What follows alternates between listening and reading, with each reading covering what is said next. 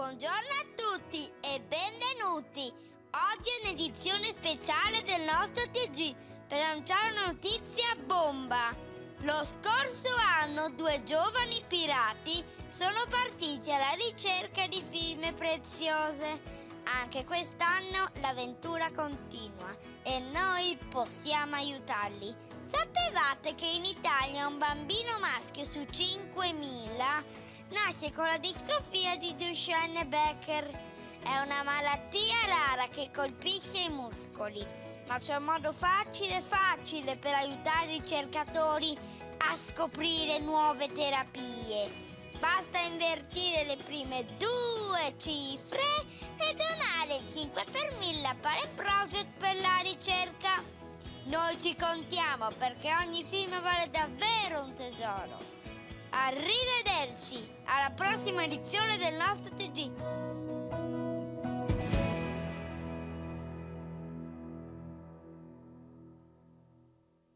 Stop!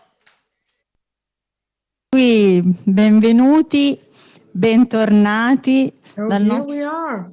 Welcome back. Welcome back here to our virtual studio, and this is the last afternoon session of the whole international conference. So this is actually going to be our last afternoon together. This is our first virtual international conference. We've all tried our best. We may have improvised from time to time. Anyway, you've just seen our commercial, so to speak, for our fundraising campaign. This will be launched soon. You can just, sign up for a parent project as you submit your income statement. And Marco Mazzariola, who is hopefully listening to us from the area around Treviso, he is the one to thank for this video, as well as his dad, Stefano, indeed a pillar of Parent Project. Until last October, he was the vice president of the association and is now still playing an important role, especially in the scientific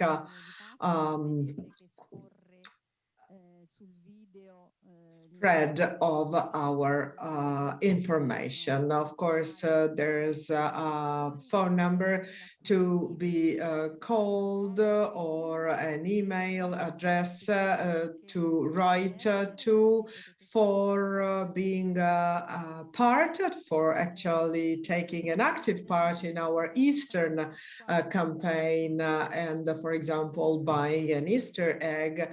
I mean, this is an important campaign for us, indeed a crucial one, because it does allow us to raise funds, and this will therefore enable us to have more and more contribute to our activities. Before starting our 9th session, I want to acknowledge those who have helped us. So first of all, very, very special acknowledgements to the Cleverage agency, the Cleverage Technical Center, Engineer Center, Sound Engineer Center. They have really been so very good. They have basically allowed us to also have fun, in these live sessions. They've been on our side. Here they are, waving at us. Carlo, the boss, but I can also see Marcello, Edwin, and Daniele. They are helping us through. Without them, we couldn't really have our conference the way we have had it. So thanks a lot to all of you. Let me also recall that the conference has been possible thanks to our interpreters too. By the way, even this afternoon, these afternoon sessions will both be translated into either Italian or English. You can choose your language of interest by clicking on it as the Zoom icon arises. I'd like to thank Vanna, Alessandra, and all the other interpreters who have helped us translate our contents, thus allowing us to be present worldwide. Of course, the interpreters thank the chairwoman. And now it is high time we should start our 9th session revolving around the psychological aspects of DMD and BMD patients in their adult life. It is therefore my pleasure to introduce you to Maria Capece and Nicole Coluzzi. They're both at home. They are our youngest National Counseling Center members. Maria is a psychologist. She's been with us since the beginning of 2019, and she will be chairing the session together with Nicole. Actually, they have, truly built the session up. You will hear them both, even though Nicole's voice will only be heard through the interviews, but right now she's got sort of a flu, so she's basically voiceless. Anyway, she's been with us for quite some time too, and we wish to thank her too. And before giving them the floor, I'd like to thank our young adult patients. With them, we've set up, or actually we've launched a new body within our association, basically allowing patients to play a key role within the association. So I think that's about it. Maria, thank you in advance. Please stay with us until the end, because then we'll have another session and then the final greetings and acknowledgements. Maria, thank you. Thank you very much, Christina. I would certainly like to stress that all psychosocial sessions have been envisaged with the help of all the counseling center members. This one in particular has been envisaged by myself and Nicole Coluzzi, who has been, professional in organizing it too, as everybody else. So independence, self-esteem, self-confidence, I mean, these are just some of the feelings that BMD or DMD patients and their families may have. Actually, from adolescence to adult life, they undergo a passage in which they may, on the one hand, need more help from their family, but on the other hand, feel the need for further independence, further autonomy. Actually, this is a passage that reaches out to siblings, families, and caregivers. So today's session is a little different from the other ones, because this time it is all the stakeholders' voice that we're going to hear, thus allowing participants to have some new strategies to cope with this particular time.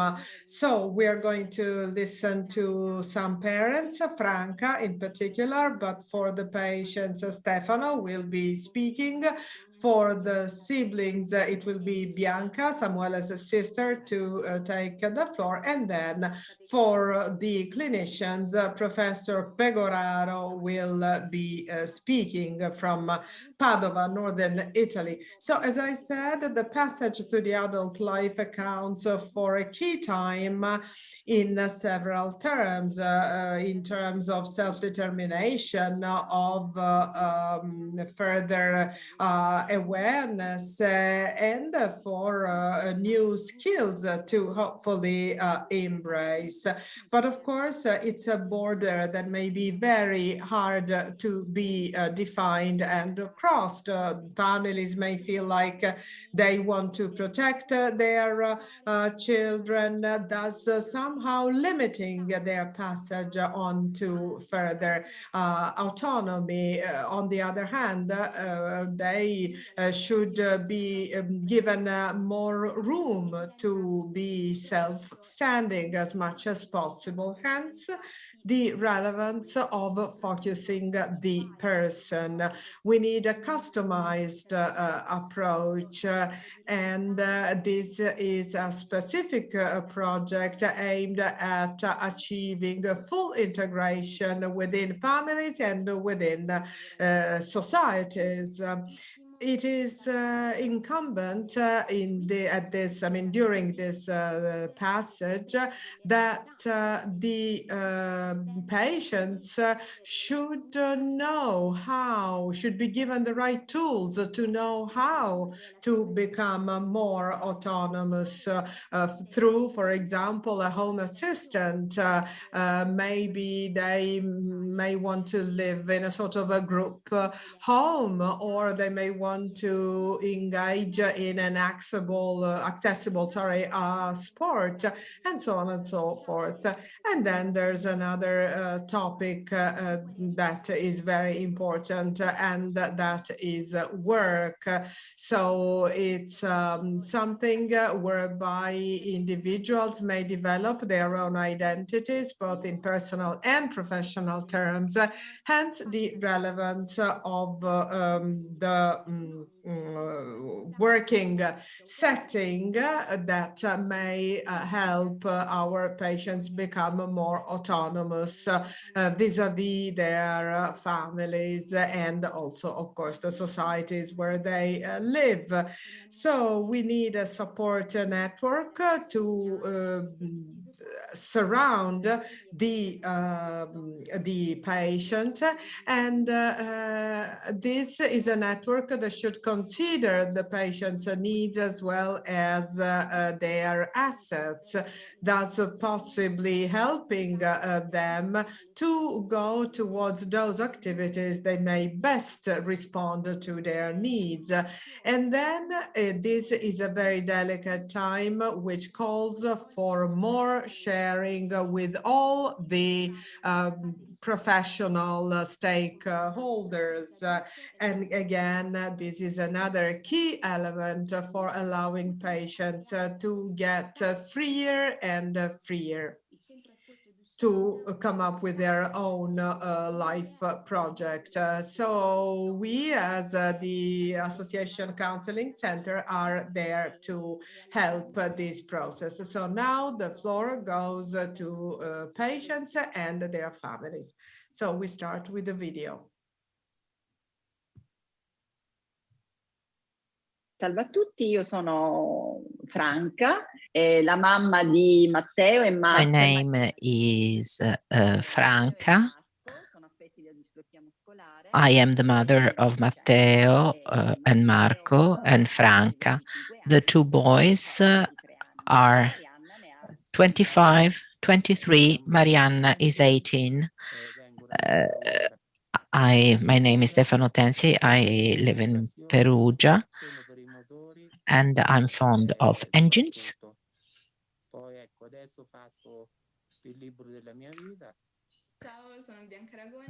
I'm Bianca Aragona, I'm 21, and I am the sister of Samuele. I am a college student. I study biological sciences. I'm Elena Pecoraro. I am associated professor in neurology in Padua, and I work in the area of neuromuscular pathologies and DMD, the dystrophinopathies. And here in Padua, we have a clinic for neuromuscular diseases, and we have a network of specialists that work with us. And we carry out preclinical and clinical research on dystrophin deficiencies. What are the changes you observed in this shift from adolescence to adulthood in your sons? We have had a number of changes, very many changes. And I mean, these changes are still underway. But what we have noticed is that they have acquired a real awareness of their own identity, of their own personality, which led them to sort of get away from us as parents and try to acquire greater autonomy. These changes most certainly affected their whole life. So they reacted exactly as teenagers. I mean, they wanted to be more independent. And sometimes this craving for independence had to be contained somehow. The shift from adolescence to adulthood, what changes? Well, from adolescence, well, quite normal, because when you are an adolescent, I mean, you don't concentrate on so many things. Whereas, I mean, becoming an adult has been very difficult, because when you become an adult, you understand many things and you tend to consider many more aspects, changes, responsibility, because everything is new when you are an adult. What are the changes you observed in this shift to adulthood in your brother?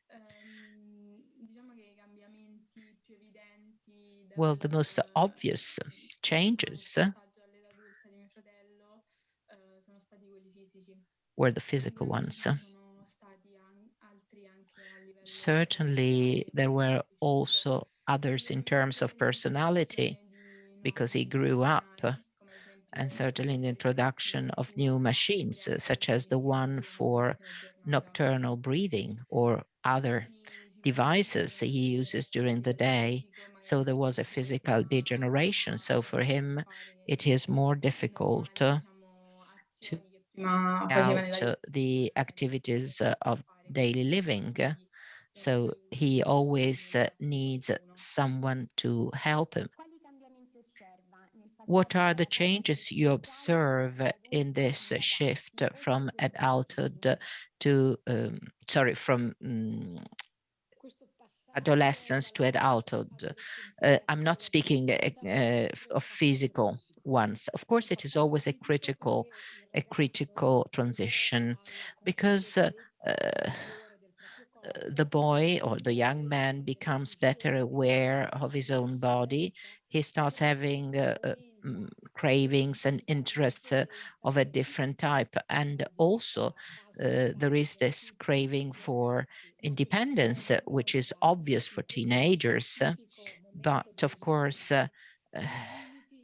in this case, there are the limits determined by the need of having someone to help him all the time. And so the young man, well, is deprived of that intimacy and independence that his peers will have. So when they have this desire, this wish for independence, well, this independence for them is always a relative one, because the caregiver, be it a parent or anyone else, whoever that may be, well, the caregiver is always present in the life of this young man when he loses his motor functions. And this is one of the problems that these young men have to face. And of course, this leads to a number of difficulties. And of course, it's something that is very significant in their lives. So there is this need for independence. And also there is this prospection on the future. So imagining oneself in the future in terms of, I don't know, getting a job, having relationships. So it's a moment of great fragility. And so the young man needs a maximum support, both in the family and outside. Also, the relationship with his peers becomes crucial, as well as the relationship with the other gender.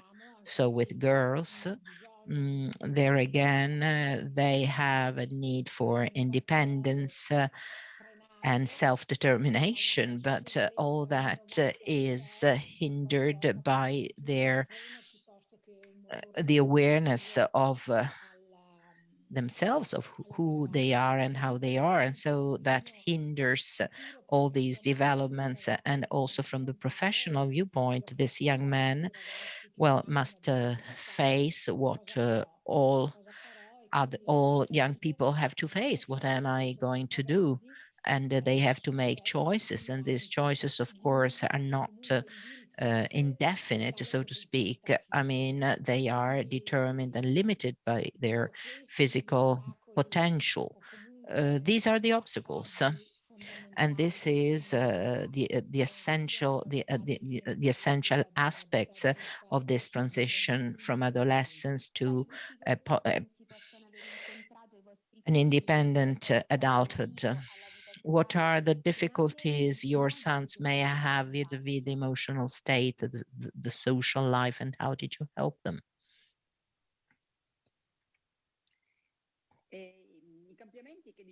Well, the changes I mentioned have certainly affected their emotional, social, and relational spheres.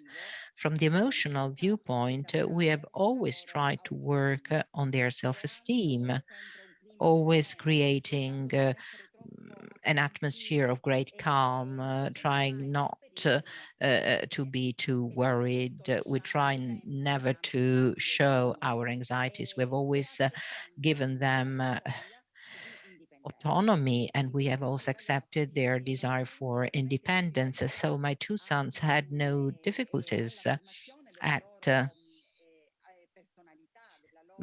building up their personality, their identity. And they understood, I must say, really from the start in a very natural way. And that was something quite unexpected, even for us. Well, that despite their difficulties, they could reach their independence and autonomy. From the social and relational viewpoints, we have seen that, for example, scouts were their social basis, where they had their greatest friends. This was not the case at school. It didn't work just as well at school. We had thought that schoolmates might really become their true friends later on, but this was not the case. Whereas in the Scouts organization, they did find those friendships that were really fundamental in their lives. Another important aspect that helped them in this development was that we decided we to hire a friend of theirs. He came from the Scouts, so he had known them for 8 years. They had grown up together, and that helped them a lot because, my sons had close to them not someone who was totally unknown, but in fact a friend of theirs, and so they had much in common. And then Facebook, Twitter, of course, the use of social networks has enormously increased the number of their friends. They are extremely useful tools for inclusion, and so that my children through that, can carry out activities that would otherwise be impossible. Have you had any difficulties at the emotional level in your social and relational life? How did you overcome them, or where did you get help? Well, I had emotional and social difficulties when becoming an adult, a problem in getting in touch with others because I felt I was different. And also the possibility of getting to know a girl. I mean, for me, was something totally new, and I had to go to a psychologist for many years. Difficulties your brother might have had at the emotional and social level.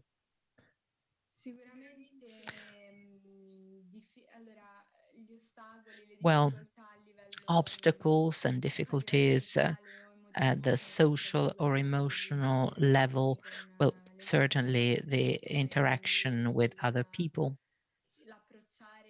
approaching young man his own age or even older or younger. There is some mistrust, anxiety, fear, and ignorance about the condition by other people. Other people don't know how to approach him, what to tell him. They are afraid that he may not understand or something like that. And then if he is afraid of being judged by other people or not be considered as a peer. Uh, and also, he's not as independent as other young men. Well, for example, his peers now are 18. They have a driving license. They go out by themselves, whereas he always needs a caregiver. He must have someone taking him somewhere and then going to collect him. When it applies also to me. I mean, of course, when I got my driving license, I could go out by car and then get back whenever I wanted. Whereas he is always bound to the family, be it my parents or myself. I mean, the independence was when you can drive a car and you can get out with your friends and you get away from your family. That is something that he misses a lot. And that, of course, affects also his social contacts because he'll never be able to make some experiences. He'll never be able to live some situations as a other young man. My brother tried to face these difficulties, trying to use messages, using social media, for example, to keep in contact with his friends and making new friends and getting to know new people. Not physically, of course, and not meeting them in person, not meeting them in person, also because, you know, at the, this is not allowed due to the pandemics. So he has used social media to stay in touch with his friends and also to create new friendships. Ci sono delle difficoltà in particolare che lei incontra nel Are rapporto there con any special difficulties that you encounter in your relationship with an adult patient and his family? Well, the doctor-patient relationship is supposed to become based on empathy, but this is very personal, you know, it's very subjective. One may be a very good professional, but then, of course, the clinician may have a special way to reach out to the patient and the other way around, of course. Well, this often has nothing to do, as I have said, with the physician's professional skills, because their relationship with the patients should be, you know, based on equal footings, so that patients may be informed about the general information about his disease. And this is particularly true of adult patients for whom, of course, a certain number of other issues arise, focusing on bureaucracy, for example, when then it will be on the adult patient to, you know, deal with, for example, in terms of what the law envisages for a disabled person, not to mention, of course, the need for independence when they move up in the university scale. So you might want to choose that department where there are more inclusion strategies, if you wish, or I mean, at least the inclusion strategies envisaged by a department rather than another one within a university should be considered. And then, of course, the families, they are usually very helpful, but it is true that more and more adult patients want to, for example, undergo a neurological examination without their family accompanying them. And clinicians are supposed to try and respond to such needs. Otherwise, no, I don't think I have other problems. And in any case, here in Padova, we start with our patients as they are children, then quite naturally they move on to becoming adults, and there's always the same physician, if you wish. So really, in most cases, that is not a trauma. That passage is not a trauma, either for the physician or for the patient. What about your feelings regarding this passage into the adult life? Any differences you've seen in your children? Well, quite frankly, there was nothing traumatic about it, either for us or for them. Apart, perhaps, from the fact that we were getting better and better aware of Matteo and Marco not being children anymore, and you know, they were actually growing up. They were becoming real adults, obviously entitled to having their own room, their own role in life. Apart from that, nothing much has changed, maybe because of Mariana's presence. Mariana is now 18 and she has actually grown up with them. So we found that particularly natural, I must say. There was no unease, quite frankly, either in us or in the two boys or in the girl. What do you think about your own degree of autonomy? Well, actually, I was always with my parents up until I wanted to become more independent as I was growing up. And how did that happen? Well, I tried to be engaged in more things on my own. For example, I worked in a museum in 2008. Then in 2012, I did another job and several training courses. What about you? Have you noticed any changes during that time in your family? Well, actually, as my brother was growing up, we got much closer. Maybe that happened because we were more or less the same age. I mean, there may be some age gap, but you know, when we were younger, we really felt like we were living in two parallel realities, so to speak, whereas now we share a lot and definitely much more than we used to.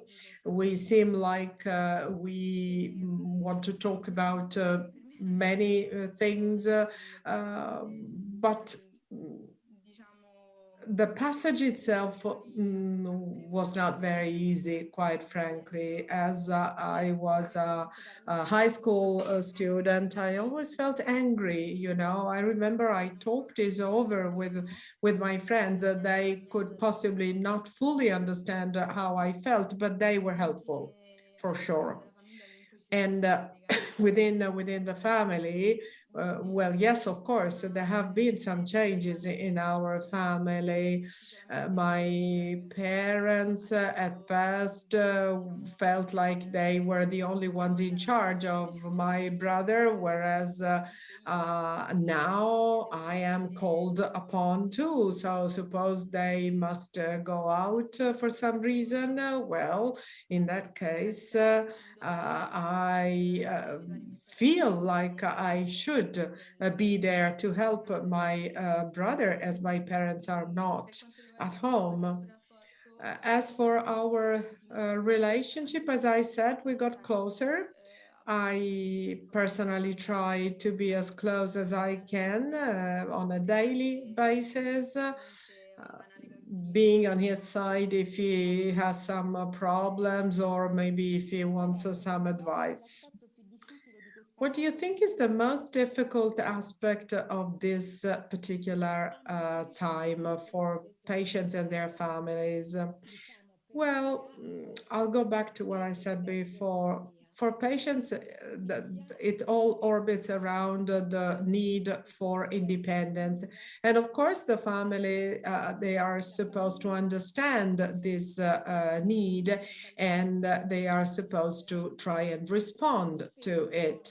Of course, I don't want to sound generic, but sometimes families feel like their children have special needs, and therefore they find it very hard to understand the need for them to be let go of. Sometimes the passage is more difficult for a parent than for a child. So parents should trust their children and even make it easier for them to become autonomous.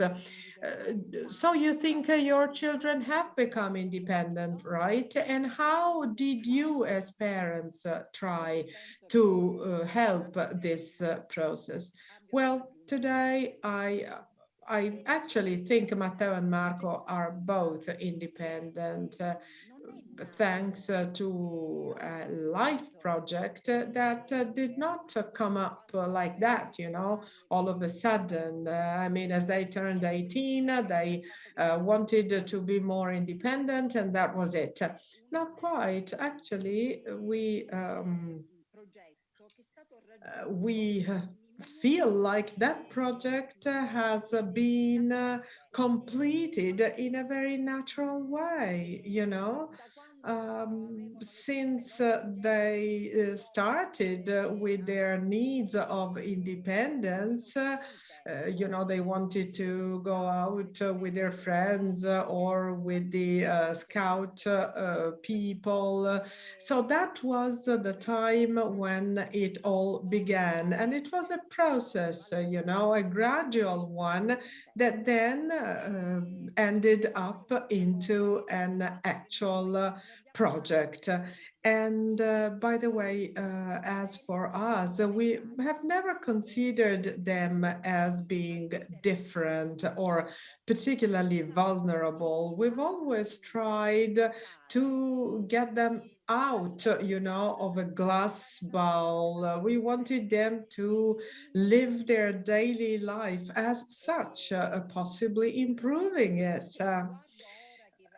So today, I think they have actually achieved their goal. For the last 2 years, they have been living on their own, together, but on their own, in a flat.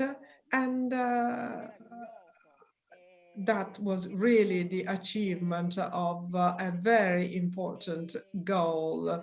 They truly felt like they should live on their own. They should move to a flat of their own. This could have made them truly autonomous, and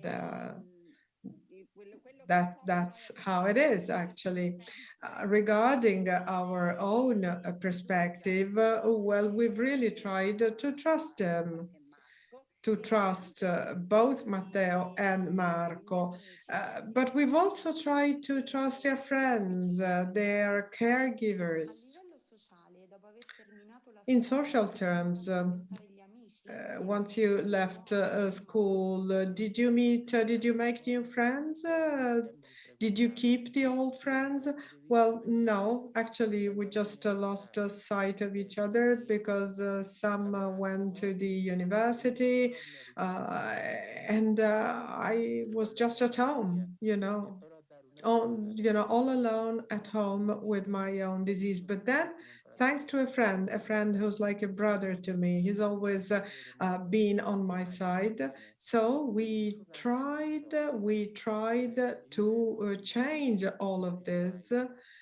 So we were engaged in a freestyle activity, and then I wanted to change the wheels of my electric wheelchairs and use some particular electronic devices that are still being made. But I've also written a book, by the way. What did you do in order to cope with this change in your brother's life? Well, what did I do? No real strategies, actually. I felt like I had to adjust to that change. I certainly changed some behaviors, both, for myself and in the relationship with my brother. In a way, I've got more and more calm. I used to be so angry. I felt like I should pay much attention to what other people thought about the whole situation. Now I seem to care much less, if you wish.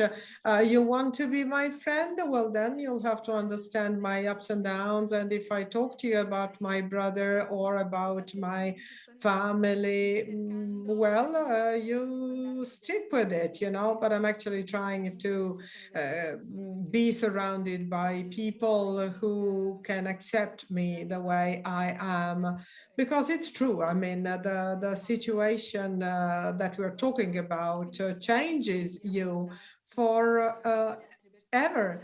for good. So even in your relationships with the other people, this is something that will always be with you. So we as siblings, maybe not only of siblings with this disease, but whenever there are special problems, we must grow up faster than usual, because, for example, we know that we must help our parents. We are less carefree, if you wish, than our peers, but I'm happy about the person I have become and I'm trying to become. Con una patologia neuromuscolare. What changed in the management of an adult patient? Well, we have had major achievements in the improvement of life quality for patients who have a neuromuscular disease, and the change, the crucial change, was determined by this multidisciplinary approach to the patient. So the patient is managed depending on the professional expertise of the individual actors. In the 90s, the management of a neuromuscular patient, in the 80s, in the 90s, essentially, the neuromuscular patient management was essentially a neurological assessment, and then he would be sent just to the cardiologist or pneumologist.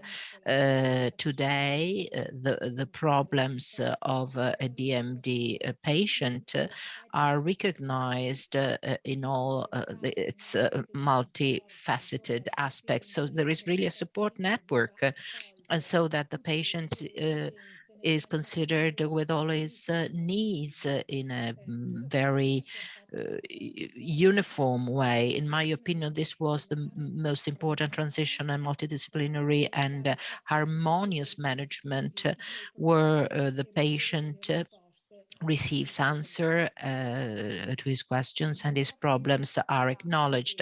At the end of school, have you observed any change in the social level? Well, my boys had a very clear idea of what they wanted to do after school. Matteo decided he wanted to go on studying, and he's still at college and he's studying economics, whereas Marco decided to discontinue and start working immediately, to stop studying and start working immediately. So that was, of course, a big change, no? From school, they were free from school. And so Marco had also reached economic autonomy, starting to work. And for them, it was something very good. Maybe because they had so many friends around them, they were never isolated, and that was extremely useful. Well, for them, it was something excellent. How would you imagine your brother's future and your future? Well, my future, well, I hope my future is going to be very rosy. And of course, it will be affected by the future of my brother, or rather the other way around. My brother's future will be affected by my future, but I hope we can find our own self-fulfillment, first of all, to get a degree, since this year he started going to college, and I hope we can reach our goals. Obviously, the complications will increase, but I hope we can manage, and that together we can face them without getting to discouraged and keep smiling and keeping smiling.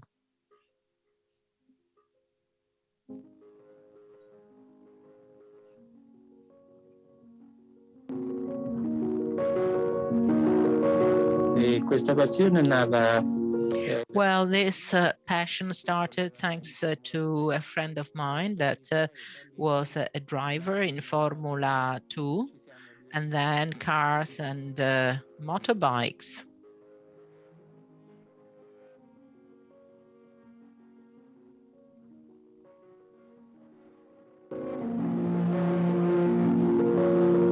Cioè, da una parte penso che Well, if my brother hadn't been there, well, I wouldn't have had the same reactions. I wouldn't be so strong. I wouldn't be what I am. I would never have thought the things I've come to think now.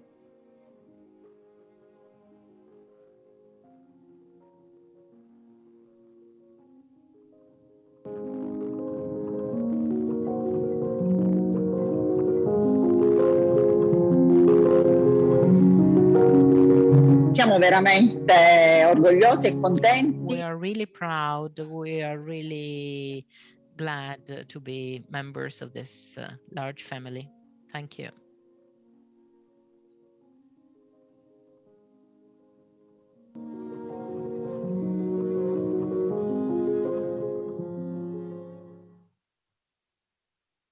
Bene.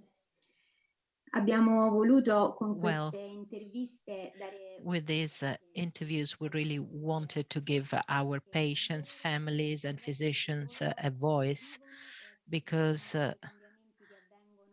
and speaking about all the changes that take place in this very sensitive phase that is this shift to adult life, this transition to adult life. There are many transformations, and these transformations imply physical aspects, but also psychological and family aspects. All these changes must be, first of all, accepted, and then they must be reorganized in a new image of oneself, trying to realize what one has been and what one is becoming. Stefan explained it very well.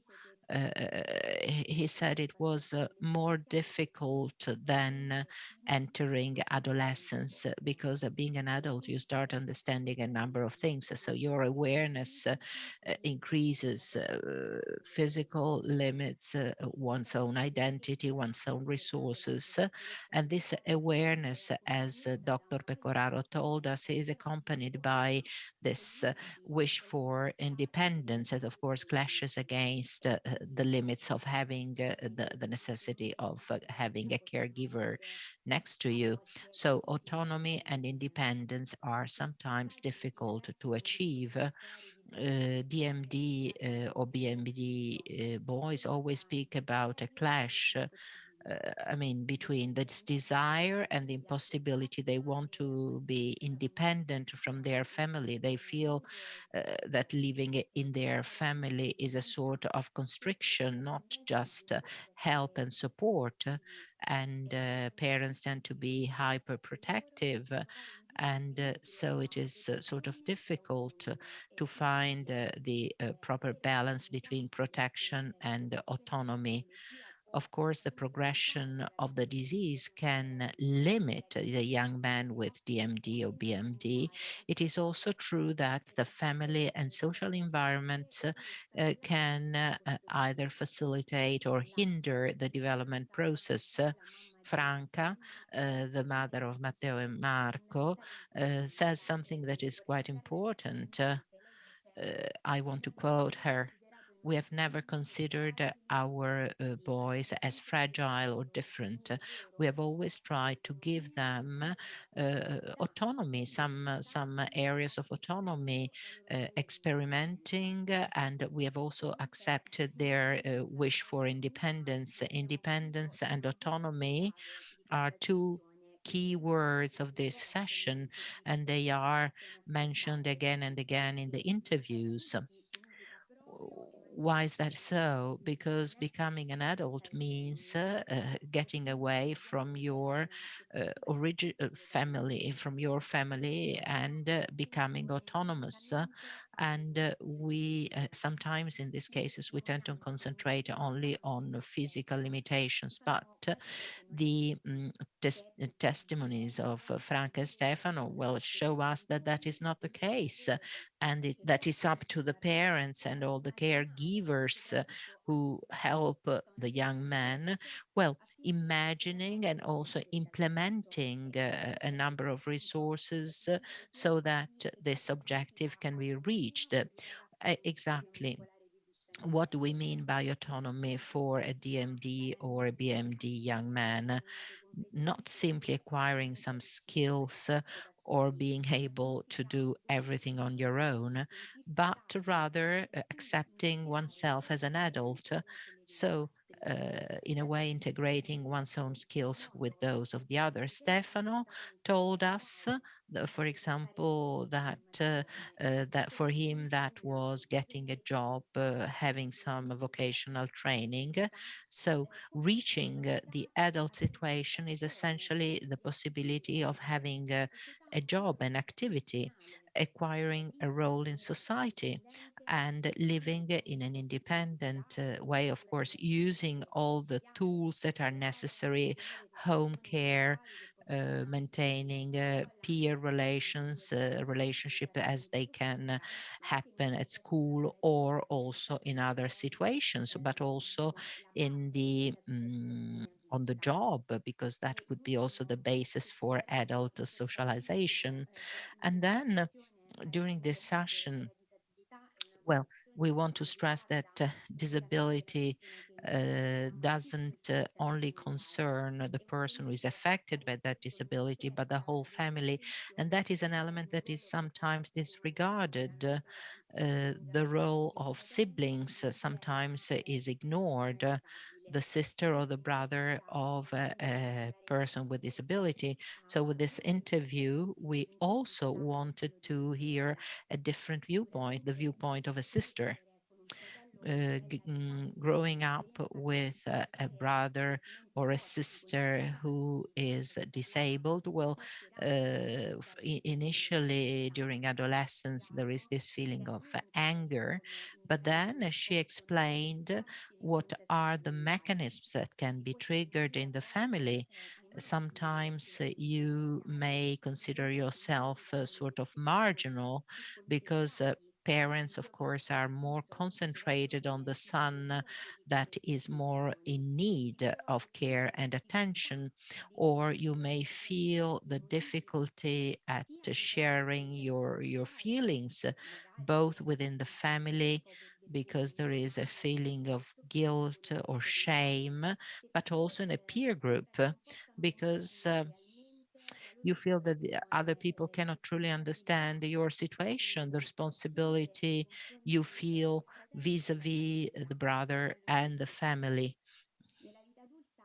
In adult life, the perception of one's own future, the one of his or her future by a sibling is linked to that of her brother. Bianca says that very clearly. She imagines her future as being affected by that of her brother.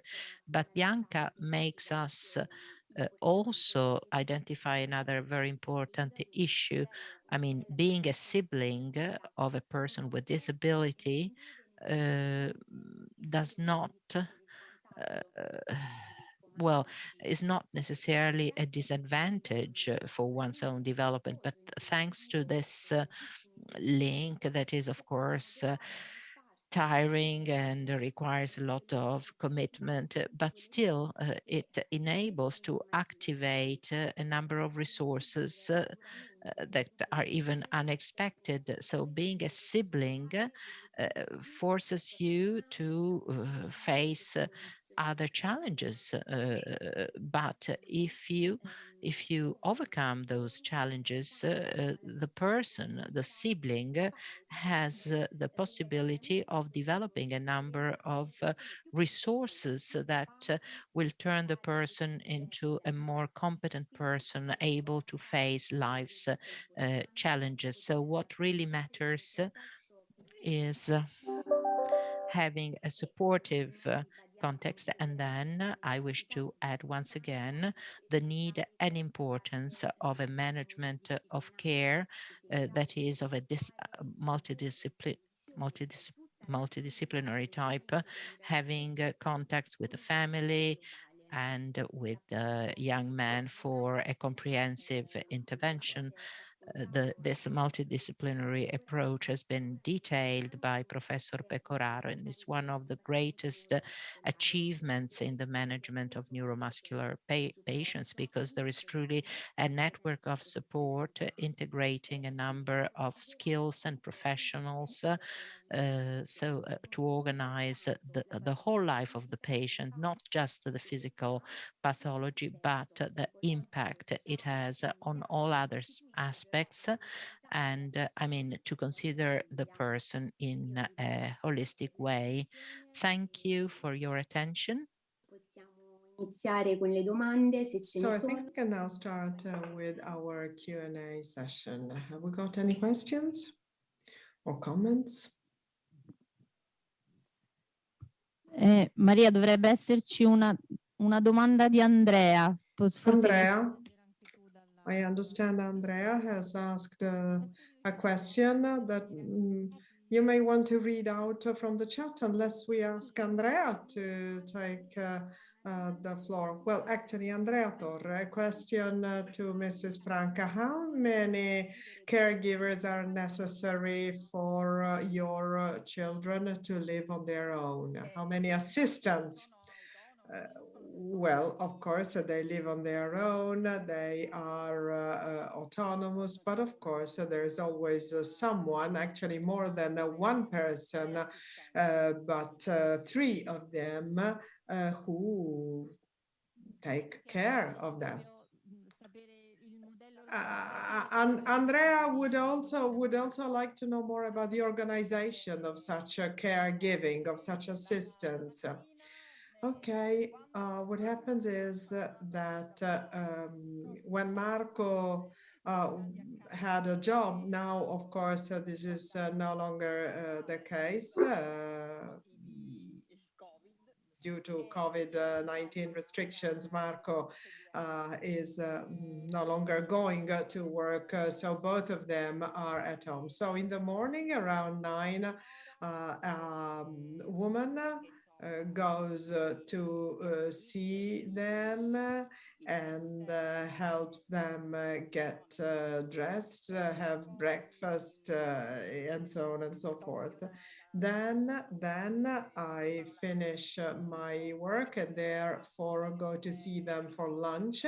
And around 4 p.m., the morning woman, the morning lady comes back. And in the evening around 7, their friend, playing the role of the assistant, comes and stays sometimes after dinner. Then he goes home, but then he comes back to spend the night with them. Andrea says thanks. It's okay. I can see that some of the interviewees are now live with us. Professor Pecoraro, Mrs. Franca, and also the sibling who was interviewed. So thank you for being here with us. If you wish to say something, go ahead. Well, I would like to thank you, actually, and I'd like to congratulate all Parent Project staff on organizing such an interesting conference. Congratulations and thank you. Well, thank you for making it interesting. Thanks to what your contributions have been like.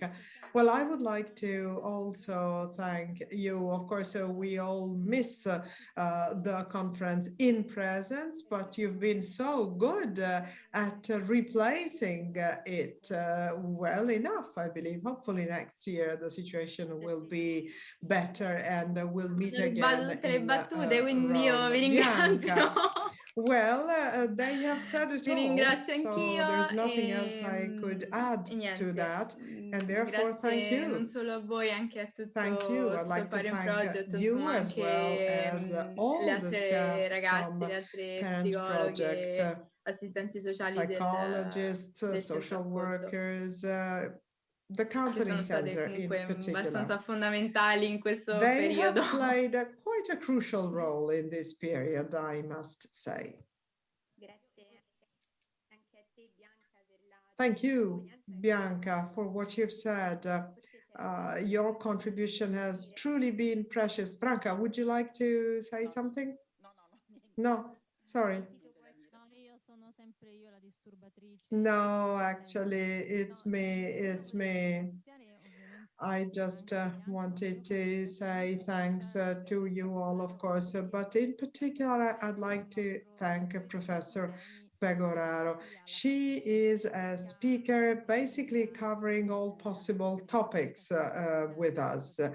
This morning, she was one of the presenters in the BMD session, but together with other speakers, they have somehow decided they should be interviewed and therefore take an active part in the psychological sessions. So apparently this is now an important topic also for clinicians, because obviously the better patients are also in psychological terms, the better the clinical management may be, but it may not always have been like this. So, Professor, what do you think about this possible interaction? Of course, this may regard also other diseases, but regarding us, well, you can believe me, for us, this is a very, very important role. We want to be on the side of our patients in their daily life. So it was nice for us to see that even clinicians, even, physicians now believe that this is something relevant.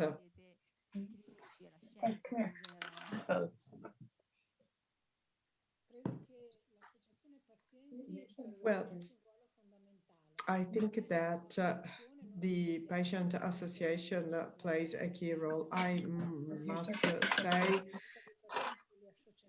that I didn't really understand that at the very beginning, but now I know how advantageous this can be. First of all, in terms of helping the family go through its loneliness, which arises at the time of the diagnosis. Then, in terms of providing families with the right information. As for the psychological part of it, well, it is relevant, of course, because whenever a patient is determined to move forward and be strong face to their disease, well, these patients are more likely to live peacefully with their own disease and therefore have a full and rich life. So this counseling center of yours provides the possibility for all patients to have access to this. So I am also a firm believer in associations like yours. Maria, can you read out one of the questions? Yes. What about aids being provided by state-owned institutions or private institutions? Is there a difference? Well, first of all, you can have them both. I mean, it's either one or the other, but I mean, both are accessible, of course. The counseling people are there to help you understand based on your specific needs, which one may may better suit your situation. Now, I won't go into the details right now, but just to answer your question, yes, the two forms are both present, and then, of course, again, it depends. There may either be a direct help, namely the institution provides patients with the specific aids they are in need for, or it is indirect. In other words, the institution provides patients with the amount of money that may help them find a private help. Maybe Guglielmo will want to call me in private, and we can talk about this more at length. One more question. Maria, can you read it out from the chat? Vilma Valfre says hi to everybody, and Franca in particular. How did you help Marianna cope with the challenging situation of their brothers? Has it been that natural with her too? Well, quite frankly, the answer is yes.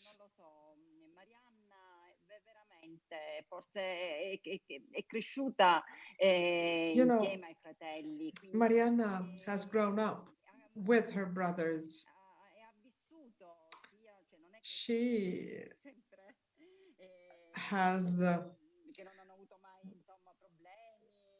certainly, I mean, she has certainly had her dark times, and the relationships have sometimes been difficult, but generally speaking, she has always been very close to her brothers, not in protective terms, but in natural terms. She was just a loving sister.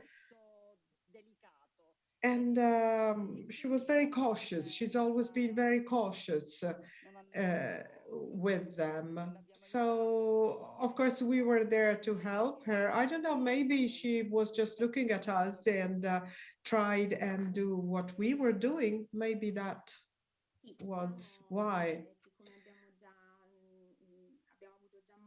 Well,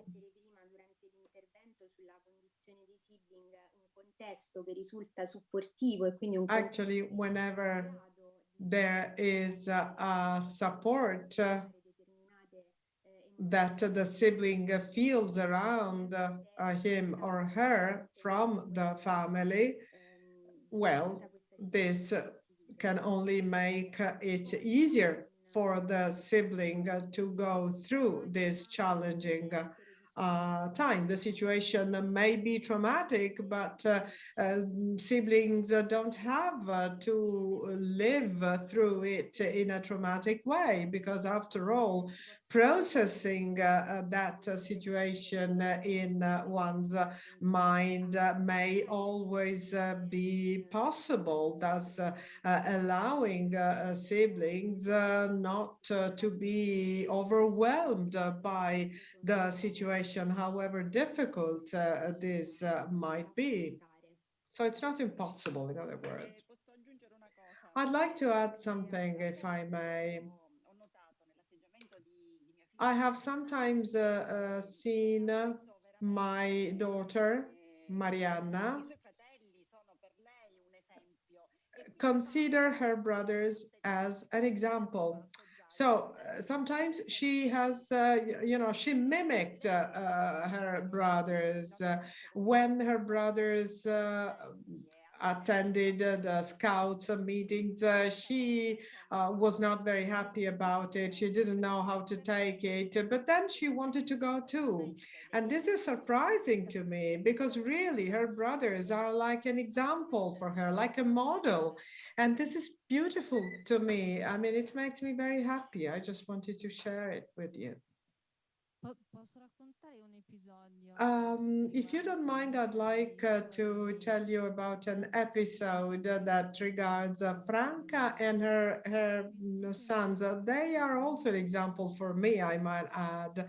Actually, I had known Franca for some time already. I already knew about their amazing ability to just fly above their situation so lightly. So I went to Vittoria in Sicily. It was summer, and it was evening. It was a nice summer evening. It was the end of June, so the event that we were engaged in ended very, very late at night. So I was supposed to go back to the hotel. So they asked me, "Are you going out?" So Matteo was around 22 or 23 years old, and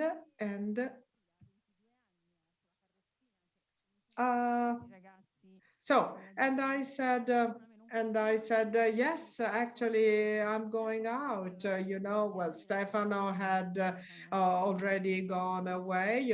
Stefano was the assistant's name. It was his birthday. So he said, "Who's taking you to the hotel?" So he decided that he should do that.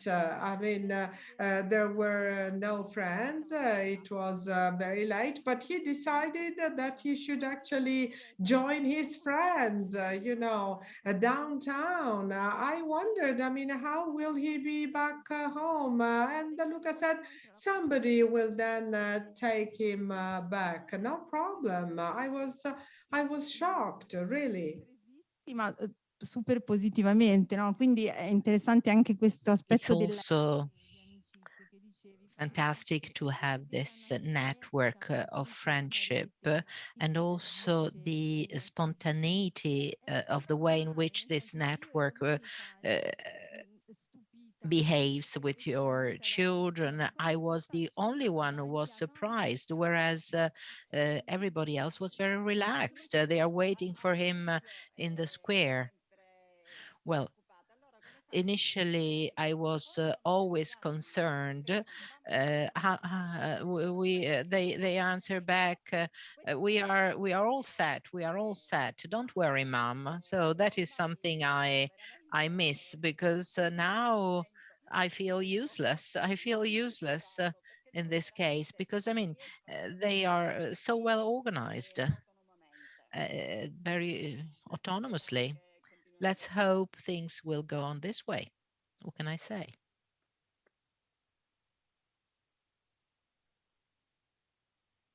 Non so se sono arrivate altre domande. I don't know if there are other questions because the production manager is not telling us. There are no other questions. I had seen some people that were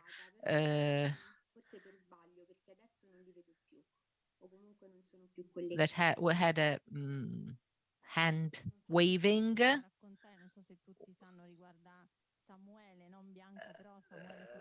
Samuele was the protagonist. Maybe Bianca can tell us some anecdotes of the presentation during the conference in one of the plenary sessions. So something very important. He introduced a project of his 3D slides to have an autonomy to get around with his friends.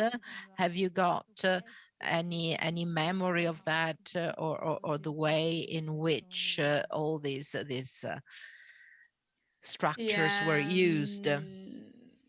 sono stata, vabbè, siamo stati tutti molto orgogliosi di lui in quel Well, we were momento all very proud, of e course. niente, non so se tutti lo, I don't insomma, know per chi non lo whether you sapesse, all remember vabbè, mio it. fratello ha 19 anni e qualche anno fa è My stato, brother insomma, gli è stato chiesto di partecipare was come relatore 18 alla and he was conferenza, asked to portando insomma un progetto realizzato da attend lui, the conference. delle rampe di plastica alla fine, di PLA, che è un materiale fatto di plastica, diciamo, è anche biodegradabile in realtà.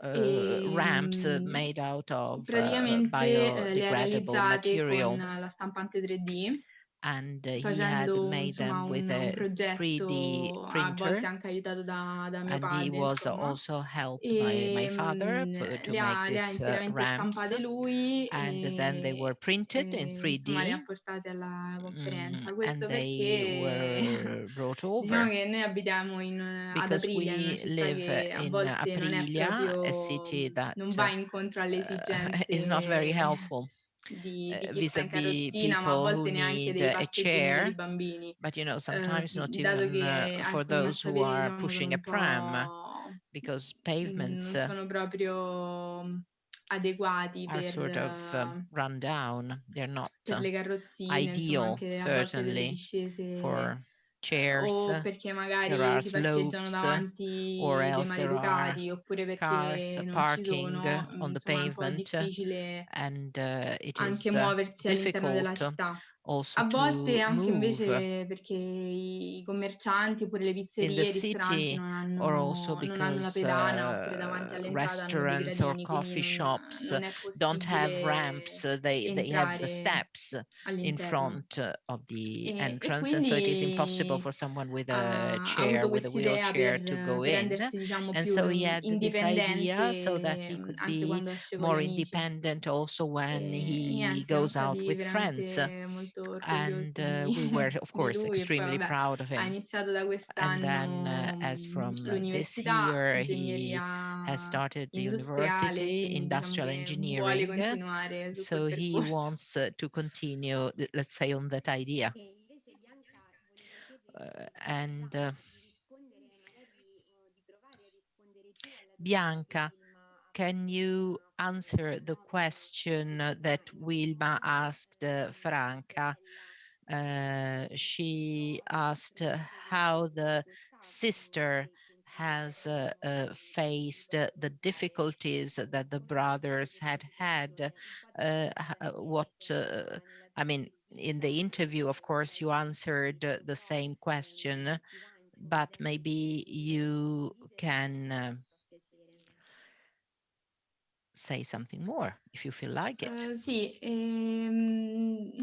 ma diciamo che è sempre da una parte, come dice Franca, le cose vengono Well, cioè in modo naturale. things I happen, miei in a very inizialmente mi natural avevano solo way. detto Initially, che, my cioè proprio parents, all'inizio quando eravamo piccoli, when we were mi avevano solo detto che mio very fratello young, era un po' my più, parents told no me that debole, però aveva my bisogno brother was di più weaker, attenzioni, that he magari non needed riusciva a fare le more scale, aveva attention, bisogno that he di un was aiuto in più. unable to climb Non è che stairs, mi è that mai he stato, needed diciamo, extra detto help. I was never told back then, come comportarmi o I cioè mean, how to non c'è un behave. manuale There is no per handbook, dire ok, in questa to situazione tell ci si comporta the così. Diciamo sibling che where you are supposed to sì, behave sembra so and banale so. dirlo, però viene naturalmente, It cioè è senso di seems adattamento, no? È sopravvivenza stupid alla to fine. say that it In is alcune situazioni just tendi a reagire adjustment, in determinati modi. survival.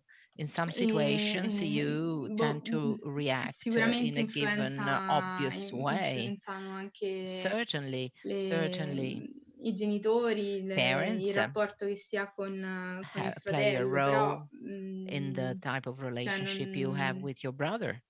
But I'd say cerchi sempre di affrontare le situazioni you nel miglior modo try to possibile. face the Io situations sono in the best sempre stata, possible diciamo, way. resa partecipe delle situazioni. I've In alcuni anni sono always stata io been ad estraniarmi involved da in questa the realtà, situations forse for some perché years. I sort of tried to get this avevo sempre, cioè reality. cercavo di I evitare tried alcune situazioni to per avoid stare some male, situations cioè because I tendeva ad didn't want to evitare feel di bad. sapere, di fare I domande. didn't want to ask Mi sono un po' questions. estraniata da I tutta la didn't want to situazione know. anche medica, I didn't want to know too sociale di mio much fratello, about the cioè medical ero or sempre social magari situation of my isolata brother. dalla I famiglia, tried no? to Come sort of questo vabbè è step out of successo the per i primi family to anni delle be superiori. isolated. Poi ho I capito mean, when I was, che say, 14, 15. che non And aveva then senso I fare così, realized perché that was quite tanto meaningless vuoi non because vuoi la no matter situazione è what questa e l'unico the modo per situation was, andare what it avanti was, e the only way affrontarla nel to miglior modo move possibile è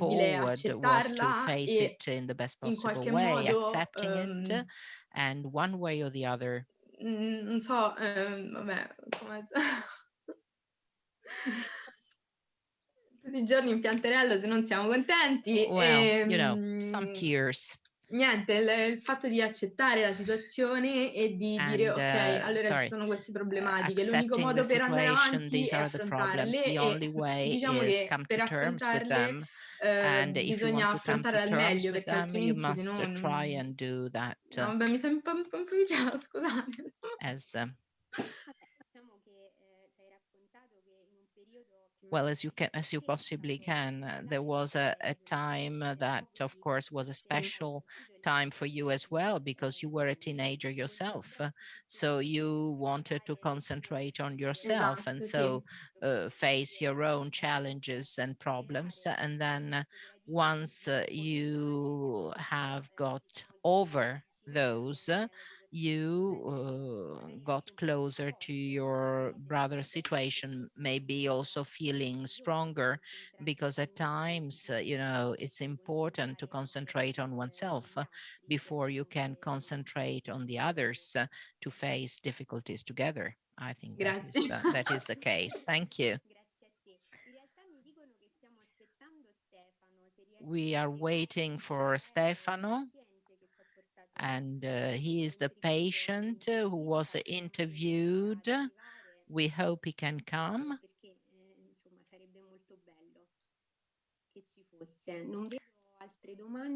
There are no other questions. Thank you and congratulations, especially to Stefano for his contribution, and to Bianca for sharing her emotion and also for showing us how mature she is. They are telling me that Stefano is there. Yes, we are waiting to get the line so that we can see him.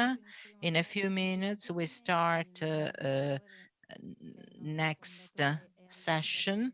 The chairman is here with us, and so he'll come to the table very soon, and we start next question. Please stay with us because we have a final surprise after 7 to say goodbye. I repeat it once again, the Easter campaign in Super Impression on the bar, and we can send these cakes that are called doves also abroad. Of course, with Easter eggs, it is slightly more complicated, so we cannot send them abroad. And we have also our classical cakes or coated with chocolate. I can see Stefano. There he is. Stefano, there you are, but your microphone is off. Now it is on. Good evening. Good evening. We were waiting for you because we just wanted to have you with us. We wish to thank you, of course, for your contribution, your interview that made us, of course, that led to a number of important considerations. Thank you. Tell me, what am I supposed to say? Whatever you want, Stefano. There are no set questions. Now we have spoken about adult life, so all the questions that we asked you and all the things you told us. If, I don't know, you want to say something else? What it meant for you, and what about independence? If you want to say something live. It is difficult, you know, being an adult, because when you are a child, everything is okay. But then as you grow up, you realize what the problems are and you must face them. Sometimes you don't accept them, but then gradually you try to get on.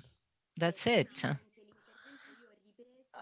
I went back, I quoted you when you said that you felt you were autonomous so when you started to work, but you also have another great hobby,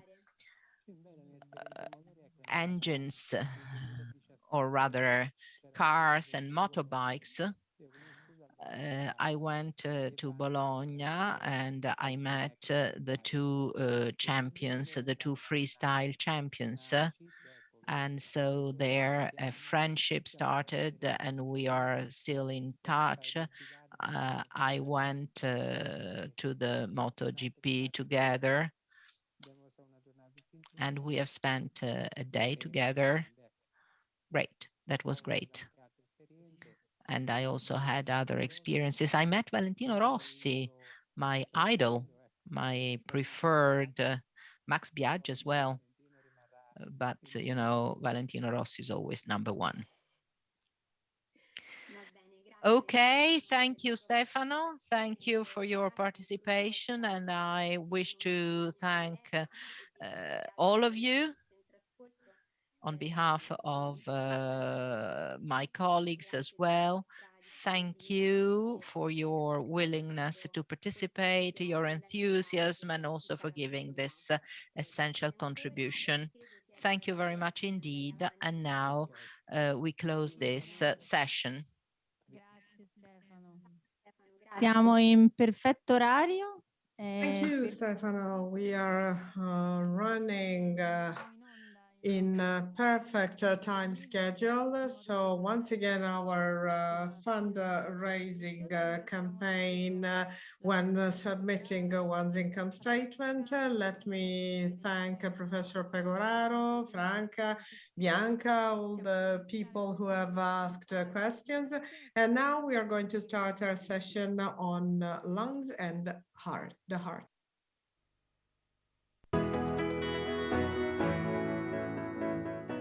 Buongiorno a tutti e benvenuti! Oggi è un'edizione speciale del nostro TG per annunciare una notizia bomba. Lo scorso anno 2 giovani pirati sono partiti alla ricerca di firme preziose. Anche quest'anno l'avventura continua e noi possiamo aiutarli. Sapevate che in Italia un bambino maschio su 5.000 nasce con la distrofia di Duchenne-Becker. È una malattia rara che colpisce i muscoli, ma c'è un modo facile per aiutare i ricercatori a scoprire nuove terapie. Basta invertire le prime 2 cifre e donare il 5 per 1000 a Parent Project per la ricerca. Noi ci contiamo perché ogni film vale davvero un tesoro. Arrivederci alla prossima edizione del nostro TG.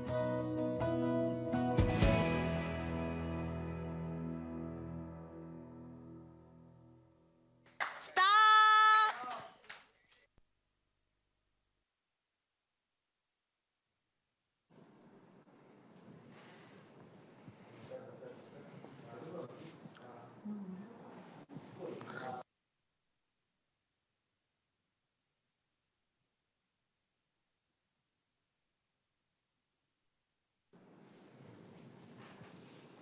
Eccoci qui di nuovo. So here we are again. Let us start our very last session of our conference, which makes me very sad because we'll have to leave this TV studio. It was so nice to, work here, but we are going to have a parent TV channel soon. Okay. Now, the session on heart and lungs will start soon, and it will be chaired by Filippo Buccella and Gloria Antonini. They are both here. I can already see the people who's going to contribute with their presentations. They have become friends in the meantime. Anyway, the chairpersons, Gloria, one of the three biologists of our scientific unit, with Fernanda and Ilaria, whom you can't see, but they are in this very room. So they are responsible for, as I said, the scientific unit, and have therefore also built up the scientific contents of this conference. And sitting next to me, Filippo Buccella, who certainly needs no introduction. Actually, you saw him in the videos, all the videos that started our daily sessions. And actually, his pictures there date back to 25 years ago. But I mean, without him, we wouldn't be here today. So we're very happy to have him here as a chairperson. So we have already recalled our fundraising campaign during Easter, and please stay even after the session, because we're going to close the whole conference. Filippo, you have the floor. Thank you very much. Actually, we're all very sad. We're all very sad about this TV studio to be closed soon. It looks like, the TV studio of Barbie and Ken, quite frankly, but still, it makes us sad all the same. So I'm very happy to be here and chair the 10th session of this conference, which has turned, has come of age. And anyway, this is a session that is very important also because 25 years ago, we would have never had such session. 25 years ago, we never thought we would deal with DMD patients' heart and lungs problems. We never thought we would be able to do so after a few years. Well, in the meantime, we have certainly not found a cure, but we know how to deal with our children on a daily basis, and therefore we've gained a lot, in terms of time. We know that in the meantime, other diseases have come as comorbidities with the DMD, if you wish, but we now know how they can be managed in perfectly safe conditions. So we're here to keep learning today. Thanks to the speakers of this session. Gloria, you have the floor. Thank you again. Thanks, Filippo. I'd like to thank all speakers for participating. It is indeed a great pleasure for me to introduce you to Dr. Rachele Adorisio, the cardiologist at the Pediatric Hospital Bambino Gesù in Rome. She has been a point of reference for our patients for quite some time, both DMD and BMD patients. Actually, not a very long time ago, we drafted a brochure together with her. The title was Understanding the DMD and BMD cardiomyopathy. And actually, it includes a questionnaire with the aim of making families better aware of the issue of cardiomyopathy in BMD and DMD patients. You can download this document by clicking on the QR code that you can see now. So Rachele, you have the floor. We are very close to you, Rachele. Thanks for sharing your slides. You have the floor.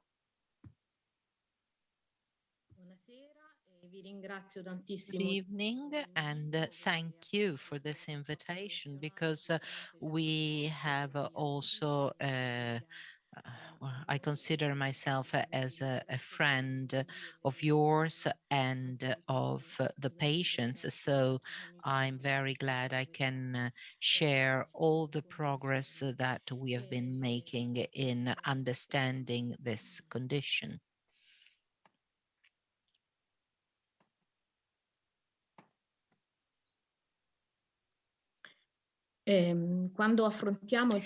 When we consider the problem of cardiomyopathies in terms of management, first of all, we must understand what we're talking about.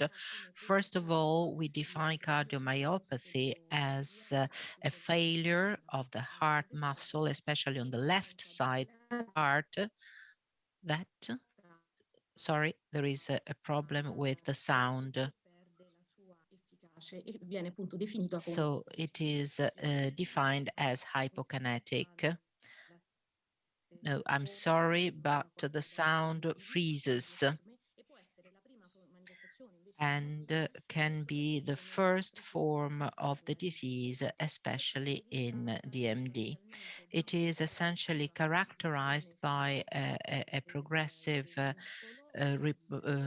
fibrotic replacement of the heart muscle, exactly as it is the case in the skeleton.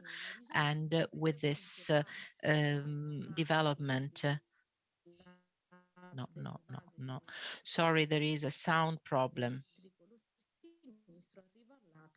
E progressivamente va a sostituire tutta la pane, caratterizza poi degli altri aspetti. Quindi diciamo per cardiomiopatia intendiamo questa sostituzione. I'm sorry, but the voice of the speaker is going up and down, up and down. It is impossible to translate in this way. I'm very sorry. Rachele, scusami se ti interrompo. Pensavamo di mandare noi le slide, così la banda è meno sovraccarica e magari riusciamo a sentire l'audio meglio. Yes, there is a sound problem now. They are trying to send the PowerPoint from the production, so that well, there is a, I mean, the transmission is less loaded, so to speak. So let's hope we can follow the sentences. Yes, okay. So we have this progressive replacement of fibrosis. So this fibrotic replacement has a very characteristic development because the heart is in muscular dystrophies. The heart you have a development that is very characteristic and is different from any other cardiomyopathy. This fibrotic development moves from the left ventricle and progressively extends to all the other segments of the heart in a circumferential way. This is a very important finding because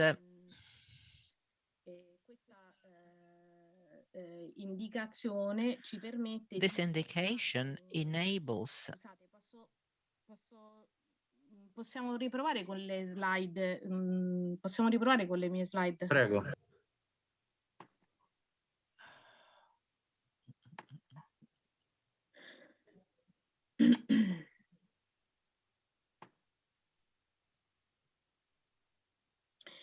Ora.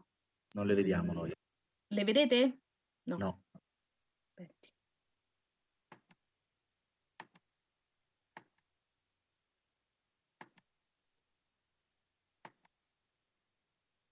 Le vedete adesso? Sì. Ok. Questo dato della fibrosi So this element of fibrosis is very important because this defines cardiomyopathy, but cardiomyopathy doesn't necessarily mean that the heart is not working properly. It is possible that the heart is working adequately.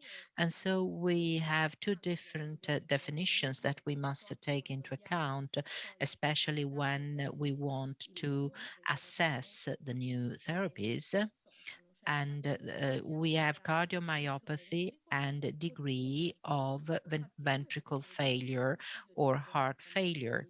Here you see in this MRI, well, what does it show? That the extension of the fibrotic segments, even though there are many of such segments, do not always correspond to a reduction in ventricular function. So the mechanisms that regulate the heart are not purely linked to a deterministic aspect. So fibrotic replacement means loss of function. No, there are many other mechanisms that are typical of heart failure in many other diseases and were precisely due to neurohormonal activation mechanisms and activation of a number of other substances such as cytokines or other factors, other neurohormonal factors, with the heart faces a progressive dilation till you have a complete loss of function. And this is also what we can see in the clinical assessment. In fact, the clinical course, especially in a DMD patient, before the patient is truly symptomatic for heart failure, I mean, this course is very slow. It takes 5 to 6 years before we have this situation.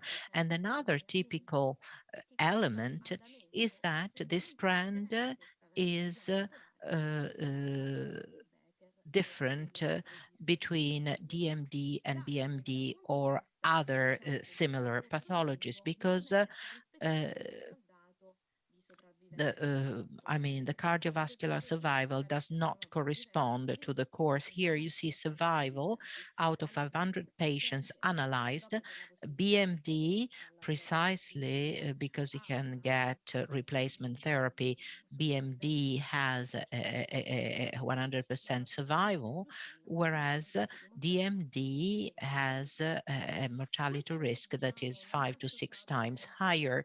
This is not always associated with aggressive symptoms. I mean, the symptoms may be mild or extremely aggressive. So the chemical characterization is extremely shaded, and so you need a maximum surveillance, especially on the left ventricle. So heart failure, well, for heart failure, you must start chronic therapy and also assess the response to therapy. Today, I'd like to concentrate on one aspect, i.e. the organization of the cardiovascular management of DMD patients. The drugs we have are very many, and they must be used depending on the stage of the failure or cardiomyopathy we have to face. I want to underline that DMD patients were the first groups of patients in whom it was demonstrated that muscle prevention is very important. And in cardiology at large, this is quite unknown. In this study, that is still very important, they demonstrated that the use of ACE inhibitor enable patients with normal ejection fraction to prevent heart failure and the progression of the cardiomyopathy. So apart from this fibrotic replacement, if you inhibit hormonal mechanisms, you can preserve ventricular function. And on eplerenone are even more interesting. They have eplerenone has an antifibrotic effect, and if compared to placebo, this is NMR at 12 months, and it inverts the remodeling mechanism, the dilation mechanism. When the situation is more difficult from the cardiovascular viewpoint because there is a major dilation of the ventricle, well, today we use the whole therapy, the anti-remodeling therapy, and today this therapy is opening up to a series of other therapies. So I'd like to share with you some details about these treatments that are becoming very popular all over the world, even though they have been developed only by a few centers. Well, first of all, I want to stress the importance of optimizing therapy and the use of this drug to improve the progression of the cardiomyopathies, also in very advanced cases, demonstrating that the use of abrdn apart from beta blockers improves survival in a very significant way if compared to the 5 to 6 years that were defined by the registry. So today, the use of drugs, of new drugs that have already demonstrated an improvement in the survival in heart failure, well, they can be used in DMD patients with great success. And that also applies to the so-called advanced heart failure therapies. So all interventional therapies that, that are used in patients with different end-stage heart failure. And as you see in this template, these are preliminary data, but very important data of a multicentric study where, however, they included only 40 patients. Well, today we can use more aggressive strategies such as VAD implantation or ICD implantation. And by doing that, you improve the survival of our DMD patients in left ventricular systolic dysfunction, so the most aggressive forms. It is important to underline that in present guidelines, we do not have very stringent indications, especially for the most advanced forms, whereas for the earliest forms, it is confirmed that the use of ACE inhibitors is very important in patients over the age of 10. In the most aggressive forms, the definition is rather vague, and so there is a lot of scope for expertise and on the possible heart failure therapies, so access to different drugs and heart failure therapies, the most advanced heart failure therapies. But there is something else I'd like to underline, and that is an essential point all over the world. So who are the cardiologists that must deal with DMD patients? Well, should we consider new organizational models? So this is a very recent document. It's dated to 2017, which sets that it is important that these conditions are managed by a specialized group, specialized in heart failure or electrocardiology for the most advanced treatment of heart failure in DMD. So the therapy, the medical therapy today must not only be limited to the first phases of heart failure, but that it must always be shared in the most advanced forms by multidisciplinary groups involving experts in heart failure. And it is very important also to have a very detailed knowledge of the most advanced therapies, because these patients may have enormous benefit out of these new therapies and I mean can be treated also very successfully. As for using VAD or ICD, of course, to use all that, you must have a tailored criteria really for this group of patients. And I close with the final aspect, future prospects, that are also very important.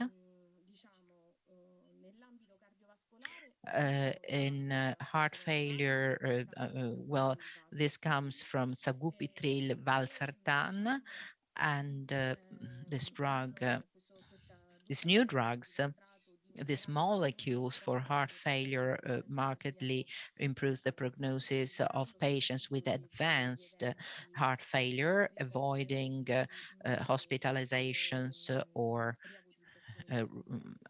worsening of the heart failure itself. And luckily, in the only study that was developed for the validation of this molecule for patients under the age of 18, well, in this study, they also included DMD patients. And that happened for the first time. Another very important finding that will certainly be discussed later is the use of regenerative medicine. So using stem cells, these are endogenous progenitor that can be isolated from atrial and ventricular tissue, and that and grow as multicellular aggregates, and that can provide elements for muscle repair. And cardiospheres were used in a variety of ways. This is the most recent clinical trial where, even though this study was discontinued before being completed, well, we must note that there were improvements in the ventricle. And you'll be listening to a presentation on the use of cardiospheres in DMD patients. Thank you. Grazie Rachele, e mi spiace per le prime difficoltà Thank you, Rachele. Sorry about the difficulties we had at the beginning, but apparently things got better later. So thank you. And now it is my pleasure to introduce you to Fabrizio Racca, in charge of the anesthesia department of the hospital Biagio and Cesare Arrigo from Alessandria, northern Italy. But we've known him since 2005. He has always been on our side, and he's always resuscitated as an anesthesiologist. As an anesthesiologist, he's always really tried and resuscitated us whenever we felt we needed that. So you have the floor, Fabrizio. I'm sure your presentation will be as interesting. Thank you very much, Filippo, and thanks for the invitation, and of course, congratulations. This conference is being very well organized. Forse non ce la faccio.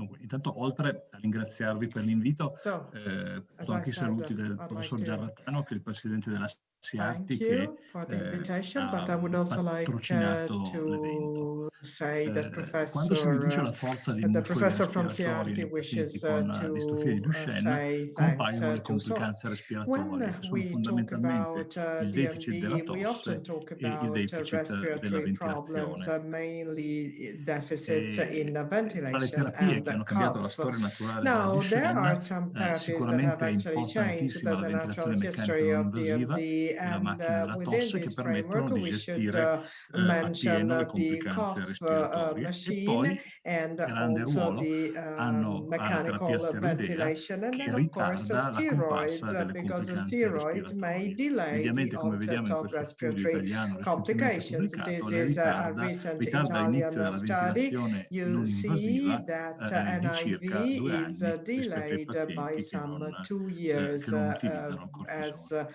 compared to E per quanto riguarda la group of compromissione patients not respiratoria, ci sono undergoing 3 any stadi di steroid compromissione treatments. e So ad ogni respiratory stadio problems corrisponde una have differente 3 different gestione in stages. For termini di each esami one da of fare them, there e is a di different trattamenti management clinici in da terms of clinical mettere in atto. treatments and of the All'inizio, tests nella fase that ancora di patients should deambulazione, le complicanze undergo. respiratorie sono Now, rare, at the beginning, we praticamente have rare soltanto in alcuni casi compaiono le apnee del complications. sonno nei Sometimes we pazienti che get sono obesi o che hanno OSAs un'importante in ipertrofia delle obese tonsille patients or e with delle a adenoidi, remarkable e soltanto poi nella hypertrophy fase at dopo la perdita della tonsillar deambulazione level. But compaiono once le più NOA frequenti has complicanze respiratorie, che come vi a dicevo prima reason, sono we la have the tosse che si typical indebolisce e la problems, ventilazione che non è più namely in sufficiente terms a of garantire una deficit, adeguata cough rimozione deficit, della ventilazione. and ventilation that La is spirometria è l'esame surely più impaired. importante che i pazienti Spirometry fanno fin is dall'inizio the e che ci major permette di vedere test come la for funzione dei these muscoli respiratori patients. si It allows riduce us nel to see tempo. how the Sono muscular, due the gli esami che respiratory vengono in particolar function modo considerati is per la actually spirometria. decreasing. Entrambi si riducono So, nelle as you diverse can fasi see, della we malattia get e a sono la capacità reduction vitale in forzata e il FVC picco and espiratorio also di in flusso. the PEF. Come vedete, entrambi gli esami Now, riducono, in particolare la capacità vitale in questo studio italiano si riduce del FVC, this Italian 4% study per anno has a e decline il PEF of si some riduce di circa il 3% 24%, ogni anno. well actually Però è importante evidenziare che in questo 4.2% studio every è stato year messo and a 2.9% fuoco il every year fatto for che PEF. But the usando point questi is test, that negli by studi using in cui viene these utilizzato un tests, farmaco, viene fatto un whenever intervento e si a vuole drug vedere is used, for se l'intervento è example, efficace and o meno one sulla wants funzione to realize respiratoria, whether mentre there's la capacità effectiveness or vitale not at the forzata è respiratory l'esame level. ideale Well, FVC is tra gli certainly the 8 e i 20 ideal anni, test il among the picco 8 di available flusso to us. si riduce Well, prima on the degli other 8 anni e hand, continua a PEF ridursi is fino ai reduced 27 anni. before 8 Quindi years of come age outcome and keeps measure reducing up il until PEF è 27 years of consigliato negli age. studi che So hanno PEF as an outcome measure che is coinvolgono bambini più recommended piccoli in oppure studies adulti più anziani, including mentre la either capacità vitale younger rimane il test patients consigliato or tra i 10 e i older 20 anni. adults. FVC is the best one in Noi the sappiamo age da range tempo, between 10 perché and l'abbiamo 20 notato years. nella pratica di tutti i Now, giorni, we che tra gli individui know through our affetti daily da practice distrofia di Duchenne c'è una certa variabilità DMD patients nella show compromissione a certain respiratoria. degree E of questo dato è stato variability confermato da in questo recente studio their italiano che ha respiratory dimostrato che complications. a This seconda delle Italian diverse study has mutazioni shown cambia anche il that based on the coinvolgimento mutations respiratorio involved, in there termini may di be capacità a vitale different e di picco di respiratory flusso. involvement, Però both le in terms alterazioni of non PEF sono and of FVC. But importantissime, we quelle may legate not alle diverse get mutazioni. Si real parla di circa il 6% di impairment. differenza We nei pari età basically have di picco some di flusso e 6% soprattutto non a sembra che difference le of mutazioni abbiano un 6% in effetto su un PEF, inizio più and the precoce o più mutations do tardivo not della seem to have ventilazione non any invasiva. effect on the Vediamo adesso quali timing sono i of trattamenti nelle diverse on the fasi della onset compromissione of these respiratoria. respiratory Nel primo problems. stadio, quando il Now, what paziente è about ancora stage deambulante, 1 now? So the si patient inizia a is fare fin dall'età di still 6 anni la walking, spirometria e la therefore spirometria va ripetuta. when the patient anno. turns 6, Sappiamo che for in questa every fase single la year of his disfunzione dei life, he muscoli will have to inspiratori ed undergo espiratori si verifica spirometry. intorno ai 10 anni We e che then quindi l'unico problema, consider l'unica that the complicanza age range around the 10 is da possibly the best considerare in to questa fase evaluate di the età situation sono le with apnee spirometry. ostruttive, But of che sono course, one dovute alla shouldn't debolezza dei forget the muscoli delle so-called alte vie obstructive respiratorie. apneas Vedete in due basso to a destra weakness in uno the schema, vedete che durante il sonno le vie upper aeree possono airway collavire e l'aria muscles.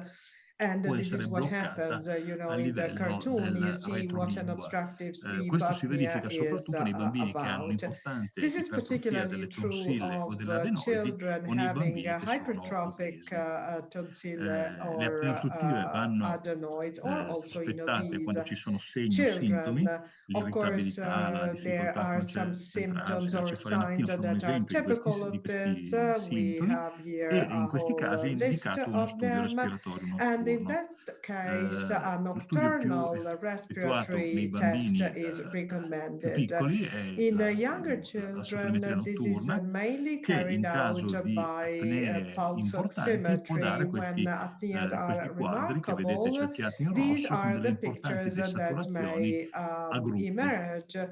So we basically have Quando c'è group uno di questi peaks, quadri so to è speak. sufficiente la saturimetria per fare diagnosi Sometimes, di of apnea course, ostruttiva. Se invece la the saturimetria notturna diagnosis è normale, is ma i easy sintomi sono fortemente because of those sospetti, peaks. ci possono But essere dei if casi di everything is apnee perfectly ostruttive senza within the importante range, but desaturazione, queste vengono titers diagnosticate are solo con la suspicious, poligrafia well then notturna. only the nocturnal E in polygraph caso di may diagnosi di help apnea ostruttiva, allora us si deve through the procedere alla diagnosis. rimozione delle In tonsille any e delle case, we adenoidi. might want Nel to caso di remove obesità, a una dieta importante per perdere il peso, to submit e patients in to questa fase può già essere utile iniziare la ventilazione non we invasiva might want to qualora ask patients to le lose apnee weight non siano or sostenute to da undergo un'ipertrofia an IV. adenotonsillare Of oppure course, persistano dopo this che is sono mainly state the rimosse le case tonsille. when there is Le vaccinazioni no incominciano in questa fase, adenotonsillar già nella prima fase. hypertrophy. È consigliato fare il Immunization vaccino is very antinfluenzale important tutti gli anni against the e anche flu la every vaccinazione year. This is antipneumococcica, highly che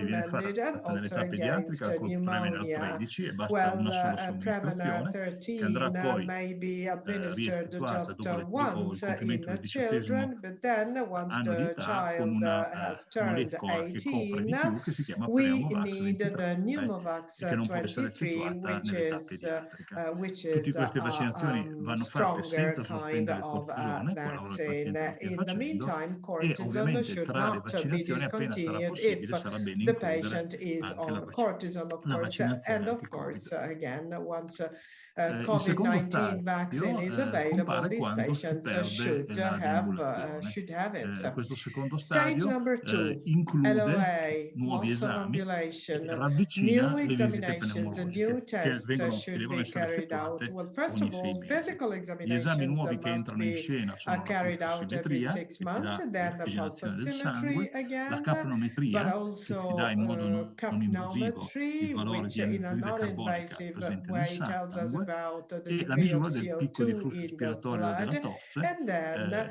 che the ci permette in modo PCF, semplice di capire se which la tosse è allows us to valida o understand meno. the 270 diciamo, nature è il of limite e la this soglia per cui cough. il deficit della tosse va Know trattato. that In questa less than fase solitamente non 270 abbiamo ancora liters per problemi minute di picco della is tosse, abbiamo una range, is the graduale score riduzione della rather capacità at which vitale. an Quando IV questo scende sotto might be l'80% si started. definisce che il So, paziente ha una sindrome if below restrittiva, e 80%, questo then avviene we have a intorno ai restrictive 13-14 syndrome, anni, so quando to il speak, paziente which non è may stato trattato happen con i when the cortisonici patient circa 2 is anni dopo, around in caso di 13 or trattamento 14 cortisonico. years of age, Però if he is finché la not capacità under vitale cortisone, rimane otherwise a couple uguale of o years superiore al later. 60%, But if il CVF paziente is around è molto difficile che 60%, sia a well, rischio di then ipercapnia the notturna, e patient quindi is sia very indicata una unlikely to ventilazione non develop invasiva. Quando la capacità nocturnal vitale scende sotto il hypercapnia. 60%, When ecco che FVC iniziamo a is fare below il primo intervento 60%, di then fisioterapia sul we'll paziente, have facciamo to queste start, manovre di insufflazione profonda the col first pallone di Ambu, che physical servono per therapy aumentare il volume dei maneuvers. polmoni, e This is queste with the manovre vengono Ambu fatte ball, 1 o 2 and volte al these giorno maneuvers are e carried praticamente out vengono once or pompate, twice viene a pompata day. aria con l'Ambu, il Basically, air paziente is trattiene il pumped fiato tra into un'ambata e this l'altra ed espira ball. The soltanto patient shall dopo have la to, terza o quarta ambata. not breathe and then Arriviamo breathe quindi al again terzo after stadio. the Il third terzo time stadio si air has been contraddistingue pumped per una into riduzione della the capacità balloon. vitale Stage sotto il 3, 50% del valore predetto. CVF is Ed è questa la below fase in cui il 50%, paziente and this entra, is the stage diventa a when rischio the di ipoventilazione patient notturna becomes at e di risk tosse of inefficace. nocturnal In particolare, questo hypoventilation. accade And nei this pazienti non trattati usually con happens cortisone in intorno ai patients 14-15 not anni di treated età with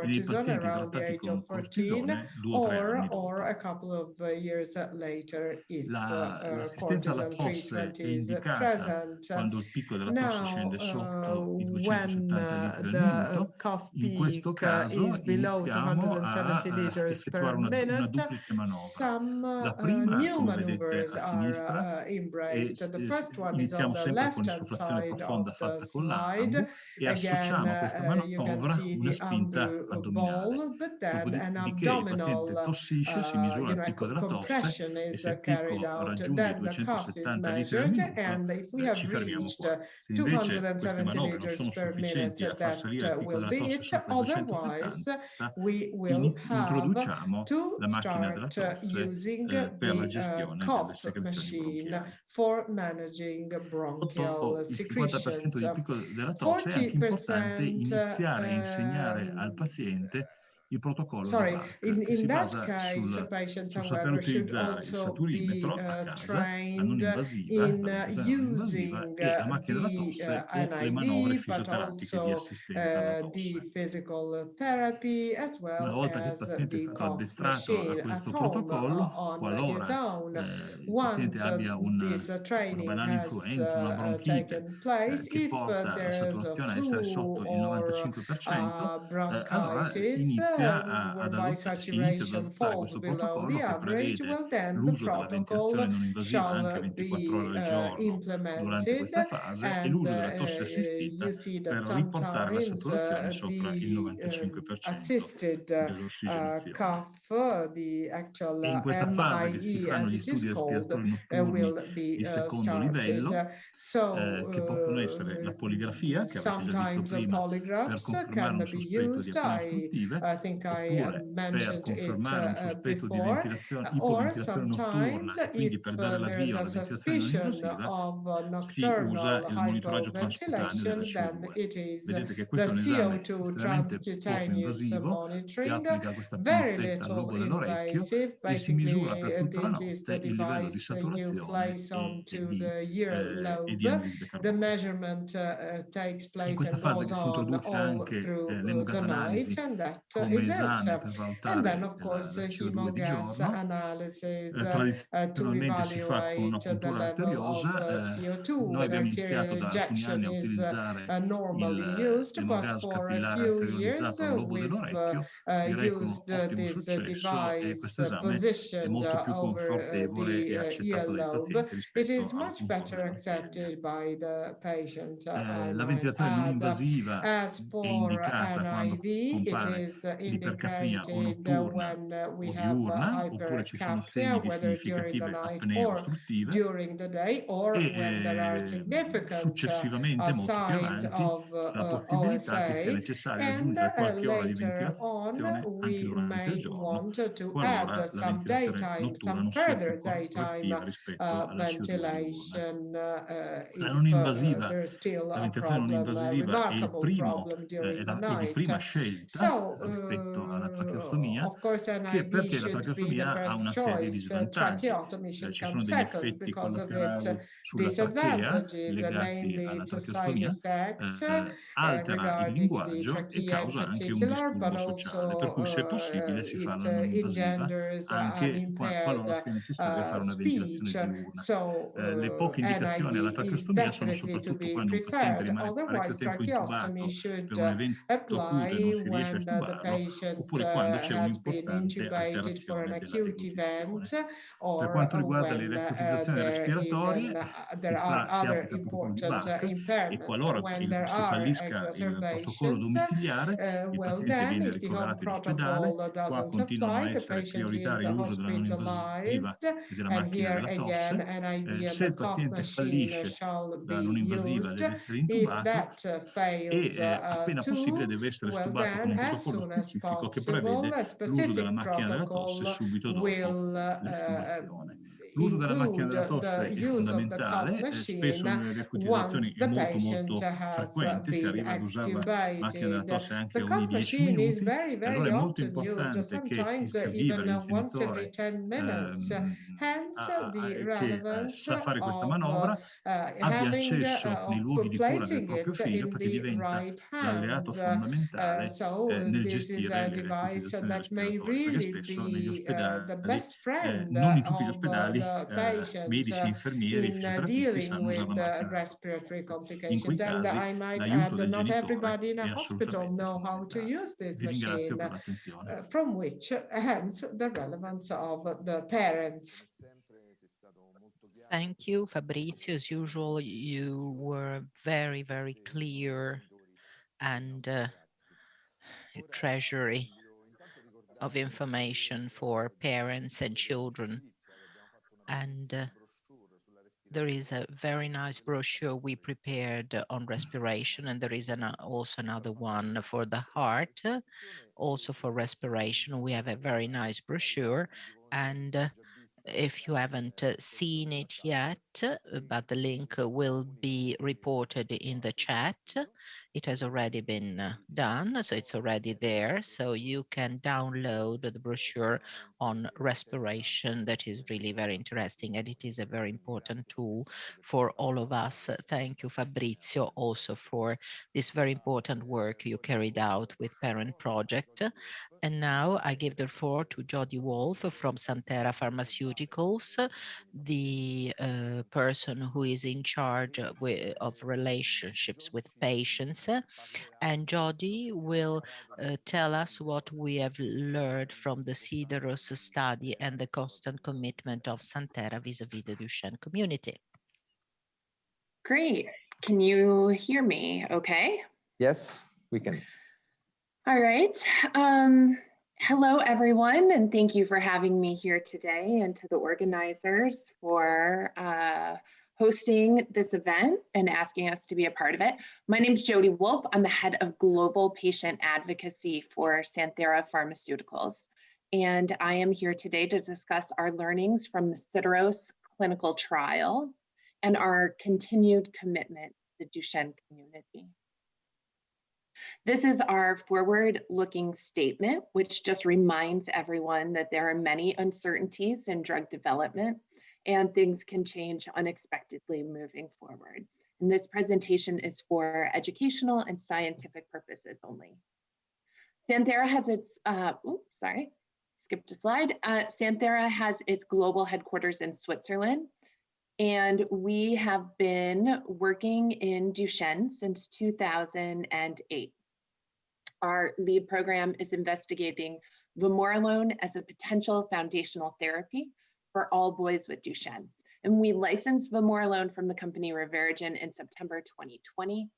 Unfortunately, we had to discontinue the development of Puldysa, or idebenone, in October of 2020 after the large phase 3 trial known as CIDEROS failed to meet its primary and secondary endpoints during an interim analysis. And that interim analysis will be the focus of my presentation today. So the CIDEROS clinical trial was a randomized placebo-controlled trial. It's 78 weeks long, and examined the safety and efficacy of idebenone in boys and men ages 10 and older who used glucocorticoids. The trial examined if idebenone could slow respiratory function decline in these boys, and the primary endpoint was change in FVC from baseline to week 78, and that was measured in FVC percent predicted. There were several other secondary endpoints that also aimed to measure respiratory decline, and there were 256 boys who enrolled in the trial. Now, in the spring of 2020, it was determined that although the trial was not completed, that we had enough data from enough patients, and the trial was well powered to conduct an interim analysis.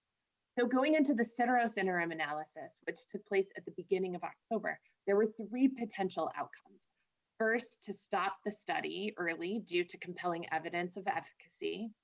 Second option was to continue the study as originally planned, and then analyze the data from all patients who have completed all 78 weeks of treatment. And the third option was stop the study for futility because the results of the interim analysis showed that the probability of a successful outcome was too small to ethically continue the trial. And as many of you know, this last scenario is what happened. So, especially in the situation of a failed clinical trial, it can be important to understand more about how the interim analysis was. For Syderos, the interim analysis was conducted by the DSMB, or the Data Safety Monitoring Board. And this is a group of independent and clinical statistical experts that provide oversight regarding the safety and efficacy throughout the trial. And only the DSMB had access to the unblinded data, study data. And Santhera does not have any access to data until after we accept the recommendations of the DSMB in the interim analysis. So the interim analysis was conducted using the data from 197 participants who completed 78 weeks of treatment. And as you can see here, the baseline characteristics were well matched between the 92 participants in the idebenone group and the 105 participants in the placebo group. Now, the average age of participants was 16.6 for idebenone and 16.3 for the placebo group. Both groups lost ambulation at close to 12 years old on average and had similar respiratory function at baseline. And the treatment and placebo groups were also very similar in the steroids they used in the steroid regimen. So these two groups were well matched. As you can see here, there was no benefit of idebenone, which is in the orange, in slowing respiratory decline in forced vital capacity percent predicted or peak expiratory flow percent predicted at 18 months. And so the DSMB, when they looked at that data, they concluded that the study had a 4% chance or less of meeting its primary endpoint if we were to continue the study. Of course, we were quite surprised and so disappointed by this outcome of the study, and we conducted many subgroup analysis to see if the groups in the study benefited, any groups of study participants. We looked at younger versus older participants. We looked at participants in the US versus those in Europe, the type of steroid they used, intermittent versus daily steroid use, and those who did or did not use non-invasive ventilation or other kinds of respiratory support. And as you can see here, because all these data fall to the left of the graph, that idebenone treatment did not benefit any of these subgroups. During the trial, we did not uncover any new safety signals with idebenone treatment, and the safety profile of the drug was very consistent with what we'd seen in previous trials and our previous experience with the drug. I'd like to take a moment to address the topic of how clinical trials are communicated. Pharmaceutical and biotech companies that are traded publicly on the stock market, we are governed by strict regulations that dictate how companies release information that may have any impact on any impact on the value of the company or the stock prices. And this includes the release of clinical trial results, especially for small companies like ours.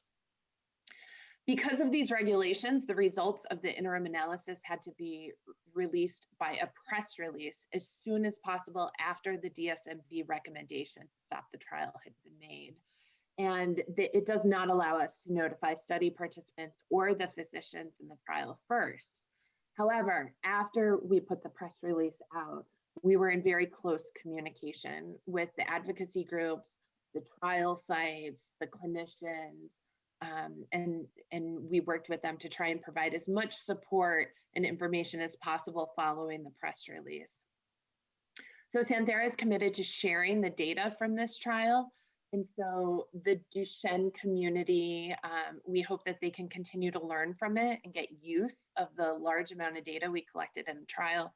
The results of the trial will be submitted to a publication, a peer-reviewed journal, and we intend to share the trial data with Research Consortium after the publication. So for now, we look to the future. We want to emphasize that Santhera is continuing to commit to developing treatments for Duchenne, and we move forward developing the dissociative steroid vamorolone as a potential glucocorticoid alternative. So the goal with vamorolone is to see if we can uncouple the benefits of steroids from the side effects, but we still have a lot of questions to answer about vamorolone, which is what we're hoping to do in the Vision DMD trial. This is a pivotal study, which means we hope to use the data to submit for approval to the regulators in Europe and the US. There are 121 boys in the trial. It completed enrollment in September. The boys need to be 4 to 7 years old, under 7 years old. They're randomized to one of 4 groups, either 2 or 6 milligrams per kilogram of vamorolone or placebo, or prednisone for 24 weeks, and then all participants roll over onto one of 2 doses of vamorolone for another 6 months. And the study is taking place at 30 sites in the US, Canada, Australia, and Israel. The primary outcome is time to stand and velocity of that. So in summary, first and foremost, we'd like to thank all the families participating in the Sideros clinical trial for their commitment to the study, even during a global pandemic. We had many families in Italy as part of the study, and we are very grateful to you.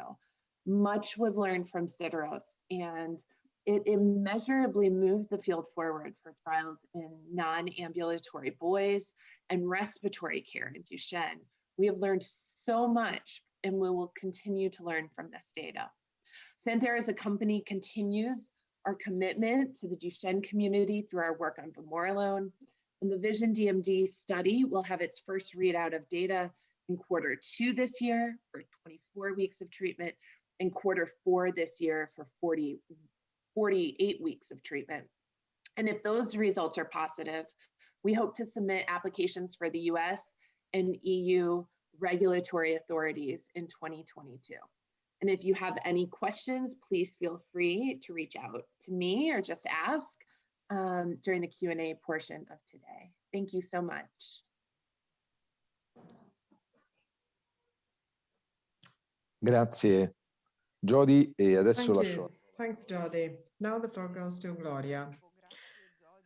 Thank you, Filippo. Thanks, Jody, for your presentation, which I'm sure has been fully appreciated by the whole of our community. It is now my pleasure to introduce you to Ines Macias Perez. Hopefully I've got the pronunciation of your name right, says the speaker. She works for Cumberland Pharmaceuticals, and she will be talking to us about ifetroban, TPR, thromboxane prostanoid. Its link, its binding with the receptor can block some important inflammation and fibrosis within the heart problems. So thanks a lot, Ines, for being with us. You have the floor. Thank you. Can you see my screen okay? Can you hear me? Yes, we can. Wonderful. Yes. Okay, so yes, I am principal scientist at Cumberland Pharmaceuticals. We're an emerging pharmaceutical company in Nashville, Tennessee, in the United States. And we have a phase 2 trial of oral ifetroban. It's a thromboxane receptor antagonist, and it's for ambulatory and non-ambulatory boys. These are my disclosures. So ifetroban is a selective and potent thromboxane receptor antagonist. It is expressed on many cell types, including cardiomyocytes. The activation is well known and established to be profibrotic in the heart and lungs.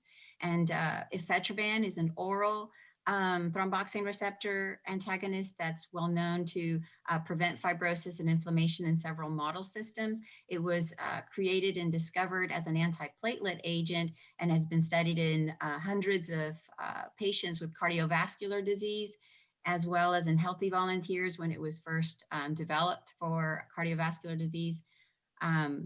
It is taken once a day in a fasted state.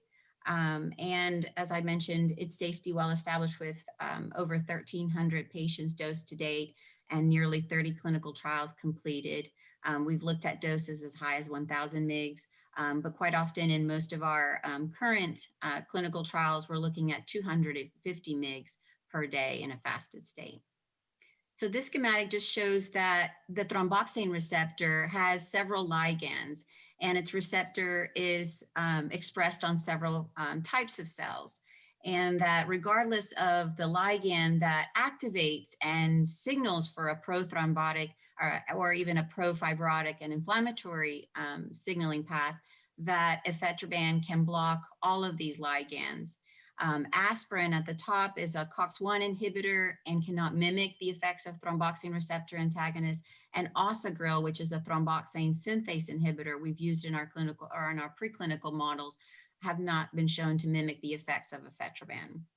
So this is a bit of a model system of what happens when you have abnormal dystrophin protein. You have irregular calcium modulation, you have reactive oxygen species, you have profibrotic signaling such as TGF-beta, and you have isoprostanes, which are biomarkers of oxidative stress that causes the inflammatory process to continue and fibrosis to form in many different muscles, including the heart. And then you have issues like Dr. Atrofini said about left ventricular volume, wall stress, et cetera. And so by blocking the thromboxane receptor, we can block isoprostanes and other ligands like thromboxanes from signaling TGF-beta and other profibrotic pathways.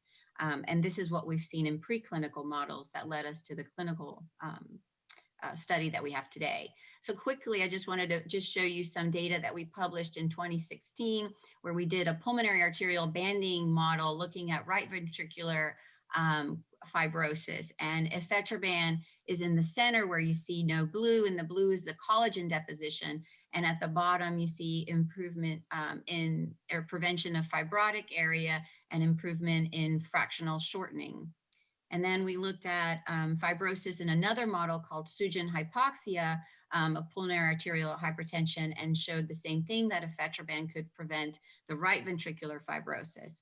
And Larry Markham was in the room when we were doing this. He's a pediatric cardiologist at Vanderbilt, and said, have you ever looked at left ventricular fibrosis with ifetroban? And so after publishing these results, we looked at 3 DMD models and found that the double knockout mice, the MDX-MTR mice, and a limb-girdle muscular dystrophy mice could essentially all prevent fibrosis, improve survival, and prevent the dysfunction in the heart.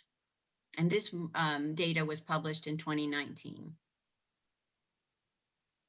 We saw also markers of cardiac dysfunction like atrial natriuretic peptide also normalized compared to wild type mice, as well as the left ventricular systolic pressure prevented in the right side of your screen.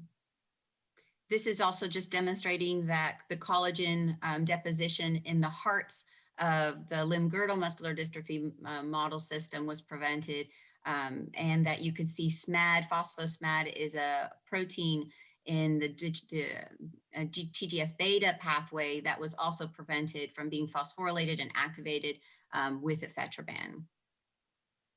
So we worked closely with a local nonprofit in Nashville called Fight DMD. They helped us with the preclinical, so in collaboration. So when we applied to the FDA's Orphan Product Division for a grant in DMD, since there had never been a clinical trial or an orphan product funded for Duchenne, when we received that grant, we called our trial the Fight DMD in honor and in thanks for collaborating with us. And this is Jonah and Emery Marlin. Terry Marlin is their dad and founder of the Fight DMD. So Ifetroban is the first orphan product for DMD that's been awarded the FDA Orphan Product Division. So in collaboration with Cumberland, the FDA OPD is funding this phase 2 trial. And essentially, it will include children with DMD 7 years and up, so also adults with DMD. It accepts patients with stable dose of corticosteroids or off corticosteroids. You essentially have to have stable cardiac function defined as what you see there, left ventricular ejection fraction of 35% or greater. And you can be on other cardiac medications as well as other ARAs and gene therapy or exon skipping drugs that have been approved. So essentially everything that is FDA approved and for stabilization of cardiac function and DMD is essentially allowed. And then these are a few of our select exclusion criteria. I won't go through all of them just due to the time limitation that I have. So this is the study design. We have 48 boys that we're aiming to enroll, and we would like half of them to have normal ejection fractions of 45% or greater, and then some with advanced cardiomyopathy between 35 to 45%. They will be randomized into one of 3 groups, placebo, a low dose of Ifetroban, and a high dose of Ifetroban. They'll have 3 visits to the clinic, once at day 0 when they'll start treatment, and then at month 6, and then last visit is on month 12. There's an optional open label extension, so any patient who completes the 12 months of treatment who would like to continue on open label Ifetroban is welcome to.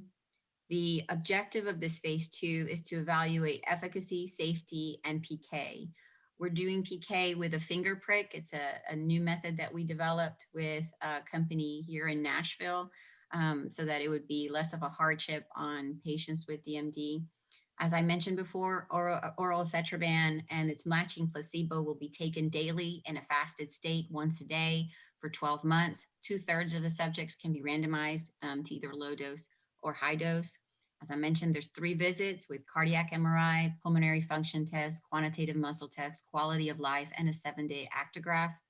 And then lastly, of course, open label is available to all. So the key designs are the assessments at these 3 visits, with PKs also done at day 0. They'll do 4 at the clinic, and then they can complete their PKs at home. They'll do another PK at home at day 7, pre-dose and 30 minutes following. Key eligibility, as I mentioned, 7 years of age and older, regardless of mutation type, ambulation, and steroid use. There's no upper age limit. Standard of care meds are allowed.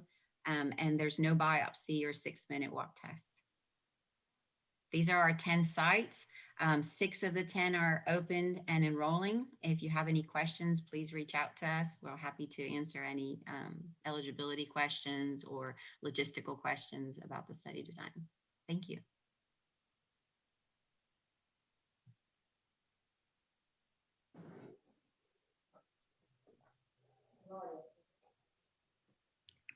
Thank you. Grazie. Grazie infinite, grazie per la disponibilità e anche per essere veramente nei tempi. And thank you also for respecting time limits. And now for me, it's a pleasure to introduce Linda Marban, who is the president of the Capricor Therapeutics. Linda will be dealing about the CAP1002 molecule. It is an innovative therapy based on the administration, as we've heard, of cardiosphere-derived cells taken from a donor with a method that has been devised by Capricor itself. So thank you very much, Linda, for being with us. You have the floor. Thank you so much, and thank you for allowing me the time to speak to this organization. My only sadness is that I'm in Los Angeles and not in beautiful Italy. I look forward to us all being together next year. We're a publicly traded company in the United States, and all of our corporate filings are on file with the Securities and Exchange Commission, and you can find them there. So we are working primarily, as we have spoken about and heard earlier from that wonderful presentation by Dr. Raquel about cardiovascular disease and Duchenne muscular dystrophy. We have a cell therapy that we are working on, and I will tell you the details of that within the next 10 minutes. So let me tell you a little bit about CAP-1002. First of all, it was discovered in Italy. Many of you do not know that, but the original work was done at the University of Roma La Sapienza by our colleagues there. We originally thought that we had discovered a stem cell from the heart that was going to repair and rebuild hearts. And you saw a little bit of the data from the All-Star clinical trial earlier that was presented that showed that we have very robust results in treating adult heart disease. But the cells themselves are not stem cells. They are actually called progenitor cells. They work by secreting exosomes. Exosomes contain nucleic acids like microRNAs, non-coding RNAs, and proteins that are taken up by target cells, in this case, muscle cells or cells that modulate the immune system, and they drive lasting changes in cellular behavior, which I'm going to show you over the next few minutes. Most importantly, CAP-1002 has been investigated in multiple clinical trials, both in adult heart disease and 2 clinical trials in Duchenne muscular dystrophy, encompassing more than 200 people to date with a very good safety record. The patient population that we focus on in Duchenne are those that are at the loss of ambulation stage of the disease. Now, years ago, and this was alluded to by several of the talks earlier, years ago, this was a time point at which Duchenne patients were forgotten. They went off their feet and they would basically be thought lost to anything that can be done. But what has come about with the use of steroids and more advanced care is that this is just the beginning of the next stage of the patient with Duchenne's life. And many of them live another full half of their lives or more after they go off their feet. And they do not want to lose their sense of human dignity or privacy, which can be maintained with using their upper limbs, able to move their chairs, able to use their smartphones, able to have a drink of water, or if they're adults, a glass of beer, and take care of themselves. So we are highly committed to improving the lives of those that are in the later stages of Duchenne muscular dystrophy and off their feet, but not forgotten. The first clinical trial that we did was called HOPE Duchenne. It was an open label phase 1-2 study of 25 patients. 13 patients got the cells and 12 were open label control patients. We delivered the cells into the hearts of the boys and young men directly that were in the clinical trial, which means they had to go to the cardiac catheterization laboratory and have a small tube put up into their cardiac vessels, and the cells were delivered. We were only able to safely deliver 75 million cells using this way because we didn't want to plug up the vasculature in the heart. But what we found in this trial was remarkable. We found a remarkable reduction in cardiac scar using MRI, the gold standard of being able to look at what happens in the patient's hearts, or in anybody's hearts for that matter, at 6 and 12 months after they had received their cells. We saw improvement in a measure called systolic wall thickening, the ability of the heart to generate force at 6 and 12 months. And we also showed improvements of the performance of the upper limb, primarily the arm and the hand, within the first 3 months. And this study was published in the Journal of Neurology in 2019. So what I'd like to talk to you about now is HOPE-2, the phase 2 clinical trial, which we most recently finished. And I think you'll find this data to be incredibly exciting and good opportunity for patients with cardiomyopathy and Duchenne. We conducted a phase 2 randomized double-blind placebo-controlled study to look at heart and skeletal muscle function of CAP-1002. We were able, after HOPE-1, to go to an intravenous, a very simple delivery method, just delivering IV. We didn't have to go directly into the hearts anymore. And because of that, we could double the dose of cells that we could safely deliver to 150 million cells. And we could also move to a multi-dosing regimen. So in the first trial, they only got one dose and we studied them for a year. In the second trial, we were able to give them cells every 3 months. We studied 20 subjects. We had to stop the trial early due to funding reasons, but I think you'll agree that the data is exciting enough that we want to make this therapeutic available as soon as we can to all boys and men with later stage Duchenne muscular dystrophy. The average age in our trial was 14 years old. The patients were all on corticosteroids and 80% of the patients were non-ambulant using wheelchair full-time. So this data is the data from the performance of the upper limb. So I think most of you are aware of the performance of the upper limb, but let me remind you that it is a validated assay of upper limb function, that's shoulders, arms, and hands, and it's primarily used to assess strength and maintenance of muscle groups in patients or people that are no longer on their feet. So it's a series that was developed by physicians, physical therapists, and patient groups themselves that look at tasks that can be repeated and measured, but are analogous to activities of daily living. What we found in HOPE-2 was remarkable. We found that those patients that got CAP-1002, and remember, this is a randomized, double-blind, placebo-controlled trial, so nobody knew what they were getting. Those that were treated had a much slower decline of function, almost stopped decline of function compared to the placebo patients. Now, a lot of the groundbreaking work on the performance of the upper limb has actually been done at Gesù Bambino, and the work has been published, and it suggested that a 1-point change could be clinically meaningful in this assay. And we saw a 2.4-point change. So the placebo patients declined at a rate that they had a 2.4-point change in their function in decline compared to the treated patients. And this is sort of some of the individual patient data shown here so that you can see how truly reliable this data is. We also saw incredible improvements in cardiac function. So the way that cardiac function was measured was by MRI. The patients had an MRI at baseline, then they got another one at 6 months and another one at a year. The MRIs were then read by a core lab for quality, and then in another blinded fashion sent to a very, very famous cardiologist at Ohio State, Dr.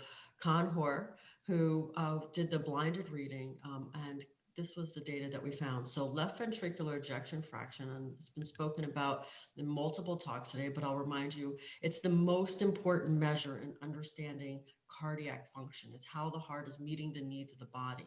And normal ejection fractions range somewhere between 60 and 70% in young men of the ages of our patients, sometimes even a little bit higher than that. Our patients were sort of in the moderate dysfunction range of left ventricular ejection fraction, and we saw a much greater and very statistically significant decline in ejection fraction in the patients that were were treated with placebo as compared to those treated with CAP-1002. Now, when you learn about the cardiomyopathy associated with Duchenne, what we know is that patients maintain stable cardiac function for a long time, and then they fall off a cliff.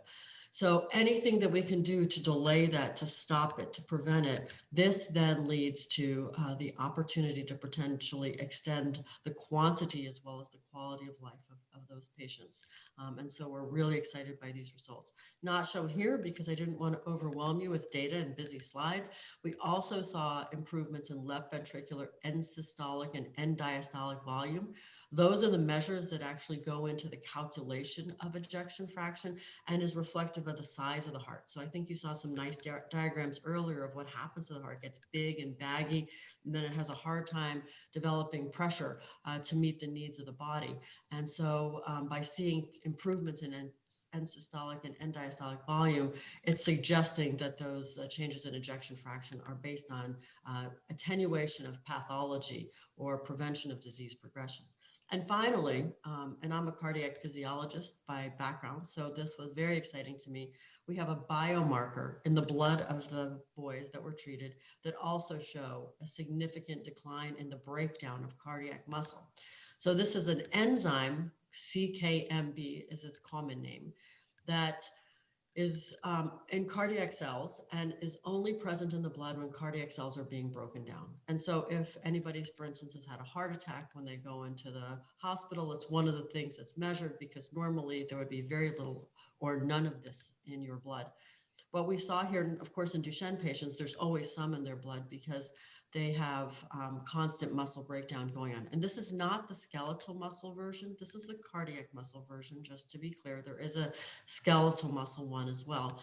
And what we see is that we actually have a decline in CKMB in the blood of the treated patients with CAP-1002 and an increase in CKMB, which we would expect with the worsening of cardiac function in the treated placebo patients. So very good indications of improvement in cardiac function. And although, you know, there's good standard of care cardiac measures that are being used, the ACE inhibitors that you talked about and heard about and all of the other measures that are being used, this is actually additive to any medication that these boys and young men were on. So they're all on standard of care. They're all getting the best medicine that has to be offered. And this is probably the first time we've ever seen an actual improvement in ejection fraction. So very exciting data. And I wanted to highlight the story for you a little bit.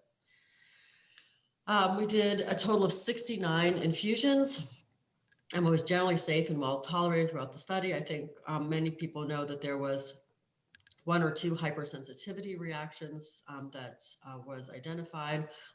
Once we figured out what was going on, we were able to stop that and have had none since with the use of a cocktail of oral steroids and oral antihistamines. This therapy is really easy to get. You would come in once a quarter. You can go to an infusion center and get an IV infusion for probably takes about 45 minutes or an hour, so you can catch up on your favorite Netflix show. And then you're safe to go home right after because anything that's ever happened has happened right at the time of delivery. So we keep the kids for a while, make sure they're okay, and then we send them home. So where are we now?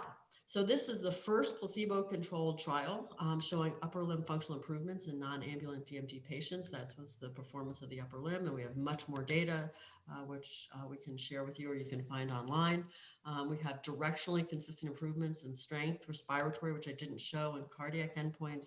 And it's the first study in DMD that correlates cardiac function with a reduction of a biomarker, the CKMB that I showed you earlier.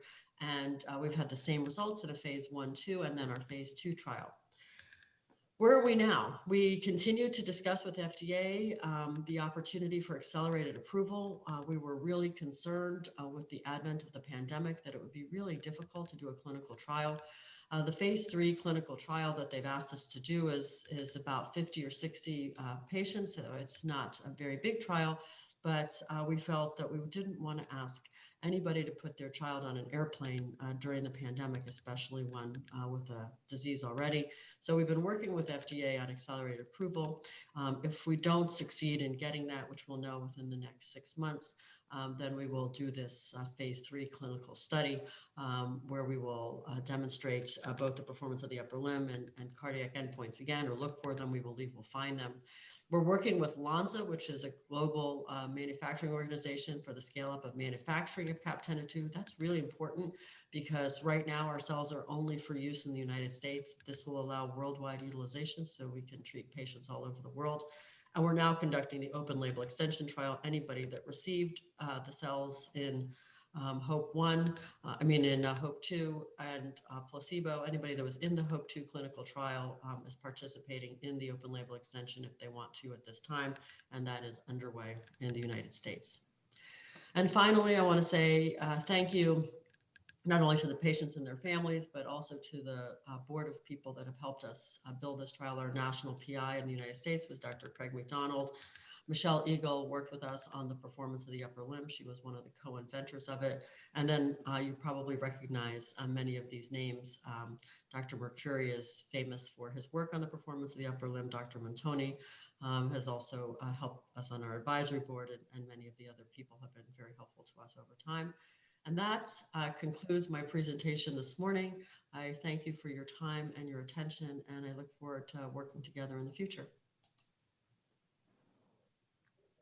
Grazie Linda, grazie Gloria.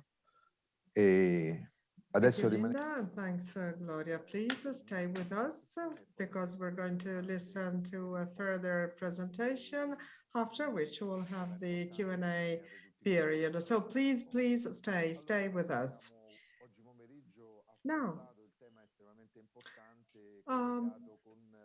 today we have in the afternoon in particular dealt with the situation of DMD adult patients, and I'm sure you can easily understand how difficult it is for patients and families when in the adult phase, how difficult it has been and it is to deal with this time. You almost feel like you're going to lose in a lapse of a very short time. You're going to lose what you have tried to achieve basically all your life, because not all physicians and not in all the centers know how to deal with DMD patients, even when these patients get older and when emergencies arise in any case. Hence the relevance of a sort of an emergency card that is precisely supposed to help the healthcare workers to best know how to deal with DMD patients. So we decided we should copy what Pat Furlong had done in the States with her emergency card.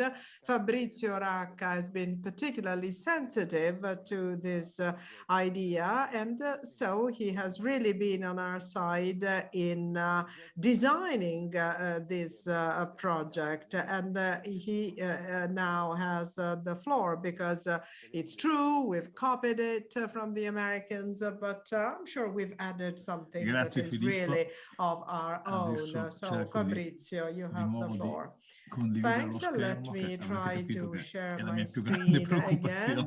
I'm sure you know this is what makes me truly worried, but anyway, here I am with my slides. So Filippo, as you well know, this is a project that we've been engaged in all together, really. It's true, we've copied it from the Americans, but we've added something of our own. So this is one of the very few studies orbiting around the clinical trend of DMD patients, in particular treated for acute respiratory failure in ICUs. We read here that there's a team of experts that length of stay in hospital is quite long on average. However, tracheostomy takes place very rarely, which is a good thing, of course. I mean, good news. More specifically, these centers should be able to use an IV and the cuff machine, otherwise the rest is going to fail. And then they must be able to extubate and, as I said before, use the cuff machine. So, I mean, the use of the cuff machine is indeed a key element. anyway, dico in che non sempre 2018, tutto ciò the guidelines accade, che published non by sempre i centri Lancet che say that soccorrono i unfortunately this pazienti is sono in not always grado the case. I di mean, effettuare not questo all tipo di centers trattamento. helping E these patients questo in ce lo spiega sempre lo studio che vi circumstances facevo vedere prima, know how che è lo to studio che deal descrive with l'attività di una them. terapia intensiva So this is a specializzata study anche in pazienti about neuromuscolari an francese, che in 11 ICU anni where ha visto in mainly tutto 87 NMD pazienti patients are neuromuscolari, di cui treated. 19 This is Duchenne. in France. Quindi vedete And veramente here you pochi anche see in un the centro figures. I mean, che è numbers are il very riferimento in low Francia because per the center i is pazienti con obviously a malattie point of neuromuscolari. reference in France for this kind of Quindi patients, but le not so linee many guida di patients Lancet were raccomandano treated within l'introduzione di that center, un'emergency at least card per in i the pazienti framework affetti of da that distrofia study. Hence, muscolare di again, Duchenne the relevance of an emergency attraverso card una as forma recommended sintetica by che dia delle the Lancet informazioni sulle più frequenti guidelines, complicanze della Duchenne possibly e sulla allowing loro gestione physicians to know corretta. which the most often recurring Vedete, questo è il complications of sito DMD di are Parent and Project how to deal Italia. with Da them. poco This è stata is introdotta the Parent Project Italy questa website. finestrina che si chiama There's a Emergency Card. window which is Se precisely called cliccate su emergency Emergency card. Card, Quite vi recently trovate it's been immediatamente la added parte to the generale website. If you dell'Emergency click there, Card, you'll find che the è totalmente general leggibile e anche data caricabile. about the Si può emergency card, caricare and of e si course può you stampare il can PDF download o it. You portarlo may con sé nel either proprio print PC, your PDF nello smartphone document o or anche in una chiavetta USB. move it Questo to è your la memory Emergency stick Card or parte your generale smartphone. che è So here you see scaricabile. again Vedete some che general vengono date information that again is viene data descrizione downloadable, delle possibili and there's complicanze a description che of hanno the interesse per possible una gestione complications dell'emergenza, may in be particolare le relevant alterazioni to an respiratorie e le alterazioni emergency care cardiache. approach, so E mainly poi vengono regarding the dati lungs gli and the alert heart, and per ciascuna then di queste some problematiche. alerts In particolare are viene sottolineato per provided for l'insufficienza each one of respiratoria these acuta, come problems. vedete qua For acute sottolineato, respiratory l'utilizzo failure, della for non invasiva della example, macchina della the tosse. use Viene of an sottolineato il IV and the fatto che cough l'insufficienza machine cardiaca acuta is è highly sempre possibile nei recommended. nostri We pazienti, also say that this che is a anche un'insufficienza complication that respiratoria può essere di natura may cardiaca e quindi occur, va sempre I sospettata, mean, it's very likely to occur in che our se questi pazienti patients. hanno delle And fratture di femore, then l'embolia we read diffosa here e un that quadro che with può a dare thigh a sua bone volta insufficienza fracture, the respiratoria adipose e qualche embolism problema may neurologico e va sempre tenuto increase presente the nella diagnostica respiratory differenziale. function Ricorda picture, che se il and some paziente prende neurological problems cortisone in may modo arise abituale, too. And then è if there's a importante in una cortisone fase acuta treatment di for a stress given prevenire patient, l'insufficienza if sorenarica there's an acuta acute stress, somministrando delle the dosi di acute idrocortisone adrenal aggiuntivo failure should be e prevented poi dà delle by raccomandazioni circa further l'anestesia. cortisone In particolare dosages. ricorda And che then what l'anestesia about loco-regionale anesthesia? I mean, è la migliore opzione topical se anesthesia possibile. is E obviously the ricorda che best se è necessario option fare for un'anestesia these generale, è patients. importante fare General un'anestesia anesthesia totalmente may endovenosa, have to apply, in which alcuni case it's farmaci better e privilegiandone altri, submit it, ricorda anche to che se administer it possibile, se si intravenously, conosce la funzione respiratoria del paziente, se si conosce in if particolare la capacità vitale, that di patient's prevedere, qualora la capacità FVC vitale in sia inferiore al particular, you might 50% nel want post-operatorio to di un'anestesia try generale, and l'utilizzo della achieve ventilazione the non invasiva recommended e della score macchina by della using an tosse. IV and again the cough machine. Quindi questo è quello Now, che indicava di fare this Lancet ed è is quello che abbiamo what copiato the anche Lancet dai colleghi guidelines americani. said, Però and this is what abbiamo we took from da the sempre noi notiamo che American esistono delle colleagues. differenze However, sostanziali tra un we paziente e have seen l'altro, that anche a the parità di età e anche a variability parità di degree, mutazione genetica. Per cui across come Parent patients Project abbiamo may be pensato very di high dare indeed. un qualche cosa di Hence, più we nella nostra decided emergency card e I quindi di mean, there unire was alla something parte more, generale anche una else parte and more that we personale could in cui provide. selezionare le informazioni più Actually, importanti there da is a dare al list curante of the in most caso di important un'emergenza. pieces of E information così è that nata la parte caregivers personale should dell'emergency card. be made aware of. So this is called A the questa parte si personal accede portion of tramite il the registro di Parent emergency Project. card. You can only Ovviamente have bisogna access avere to la it propria through password the personale Parent per accedere Project a questi dati, registry, through your che sono personal assolutamente ovviamente password, of personali, course, because si possono these anche are questi personal dati data, scaricare e and questi dati again, andrebbero they aggiornati are una also volta l'anno. downloadable, and they E must be questa è la updated forma every year. And this della is Duchenne what this Emergency Card personal personale. emergency Vedete card che sono looks like. indicate le cose As you più can see, the importanti most per un important medico dell'emergenza. aspects Innanzitutto are se il paziente è included for allergico an a qualche emergency cosa doctor, e of poi quali course. sono For in example, sintesi le the patient's complicanze allergies legate alla distrofia or the muscolari, possible quali sono le typical comorbidità, cioè se il paziente DMD-related ha anche altre patologie complications non or legate alla Duchenne che però comorbidities complicano il that may have quadro. nothing E to do poi with fornisce informazioni circa DMD, precedenti eventuali and ricoveri in then some ospedale per information insufficienza is provided respiratoria about acuta o per possible insufficienza previous respiratoria o per hospitalizations, insufficienza cardiaca say acuta for e acute heart elenca le failure terapie che il or paziente sta facendo, sia respiratory quelle failure. And farmacologiche then there's a che list quelle of non all farmacologiche, treatments, of all the tipo la treatments macchina that the della tosse, patient la tosse assistita, eccetera. undergoes at the time E infine of abbiamo the selezionato emergency. And pochi then esami che we have diano also veramente selected idea a della few situazione di tests compenso d'organo del that paziente. Ci siamo still concentrati su cuore e may give polmone, abbiamo an selezionato la idea capacità of vitale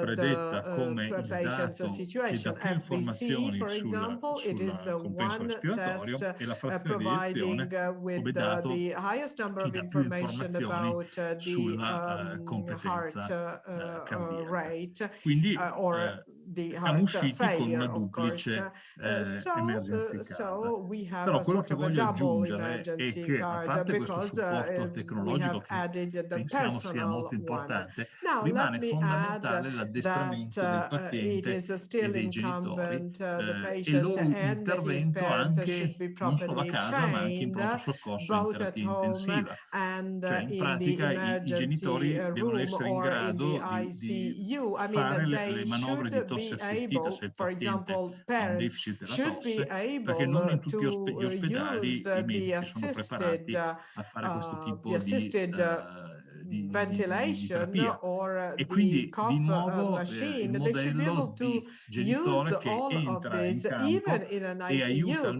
So medico a there's a gestire new il idea paziente, behind dando the role to be quel di played più, by a perché parent. l'emergency card potrà Parents dire are che now va usata la macchina supposed della to tosse, give something però se in more to quell'ospedale non their c'è una macchina child, della because the tosse emergency o card c'è ma may nessuno say la sa whether the cough usare, è machine lì che should il be genitore used. diventa But if the cough fondamentale. Per machine cui is not present in that all'emergency card hospital, si or deve if unire nobody knows sempre how to use it, well, l'addestramento del then genitore. E quello parents che should be viene able proposto in to letteratura step è forward che and quando la say, capacità we vitale can do scende it. sotto il So 50% when del predetto, FVC is bisogna below addestrare 50%, il then genitore e il ragazzo training ad is of utilizzare la paramount macchina della importance tosse e la for non both the invasiva e patient ovviamente and anche a fornire his questi strumenti. parents. Ovviamente questi And strumenti vanno sempre of portati course, dietro the quando si tools va in pronto that soccorso are o in ospedale. here shown in Dal punto di pictures vista shall pratico, per always poter accedere be all'emergency card, brought bisogna about. I mean, iscriversi whenever the al Parent patients Project e poi go inviare una to the mail alla hospital fisioterapista or the della Parent parents Project, take Cristina him to Bella, the hospital, they con should have il these proprio tools nome, cognome e with numero di them. They telefono. should carry them Sarete quindi contattati with e them. potrete così And here you entrare all'interno see how del to progetto apply for Emergency the Card e potrete quindi emergency card, scaricarvi anche in which l'Emergency Card case you'll personale. be able to Vi ringrazio download nuovamente per your personal l'attenzione emergency e card. spero di avere Thank delle you domande again. se And siete interessati hopefully al you'll progetto. ask me some questions and I'll be happy to answer. Thank you. Thank you, Fabrizio. Well, the emergency card, of course, is not a simple initiative, but we hope we can manage it always and have it in cloud so as to do without the supports, because the supports, the devices can be lost or not available if there is an emergency. We'll also work in this direction. And now we start, first of all, the Q&A session. And we start with the first questions. I don't know who's going to read the questions. Gloria. Rather than a question, it is a request by Gabriella Oberre. I hope I got your name right. Is it possible to have your presentations with slides in English? Of course. I'm referring myself to Dr. Lorisio and Racca. Of course, this person would like to get your slides in English. Yeah, yeah. Yes, that can be done. Sure. Vilma? One question for Dr. Lorisio. Before the appearance of cardiomyopathy, usually perindopril is eprenone can be added. Is it already foreseen in the treatment protocol? Well, it has demonstrated its efficacy in patients who already have the ventricle dilation, but no serious ventricle failure. So it can be associated, and it is the best therapeutical strategy we use. So we associate the two. Thank you, Rachele. A question for Professor Racca by Vilma, and a point of clarification on the vaccine. For this vaccine, should we discontinue cortisone? I'd say the answer is yes, because the discontinuation of cortisone is foreseen for all the vaccine that are done with inactivated viruses. So cortisone might provoke a rekindling of the disease, as it is the case, I don't know, for other diseases. The COVID vaccine is an mRNA molecule, so you don't reactivate the disease. The only alert is that you might have a lesser efficacy of the vaccination if the patient is under cortisone, but that applies to all the patients who take cortisone chronically. And as far as I know, up till now, no company has invited patients to discontinue cortisone for the anti-COVID vaccination. So I'd say that similarly for cortisone DMD patients, no, you're not supposed to discontinue cortisone before the vaccination. So you don't discontinue cortisone.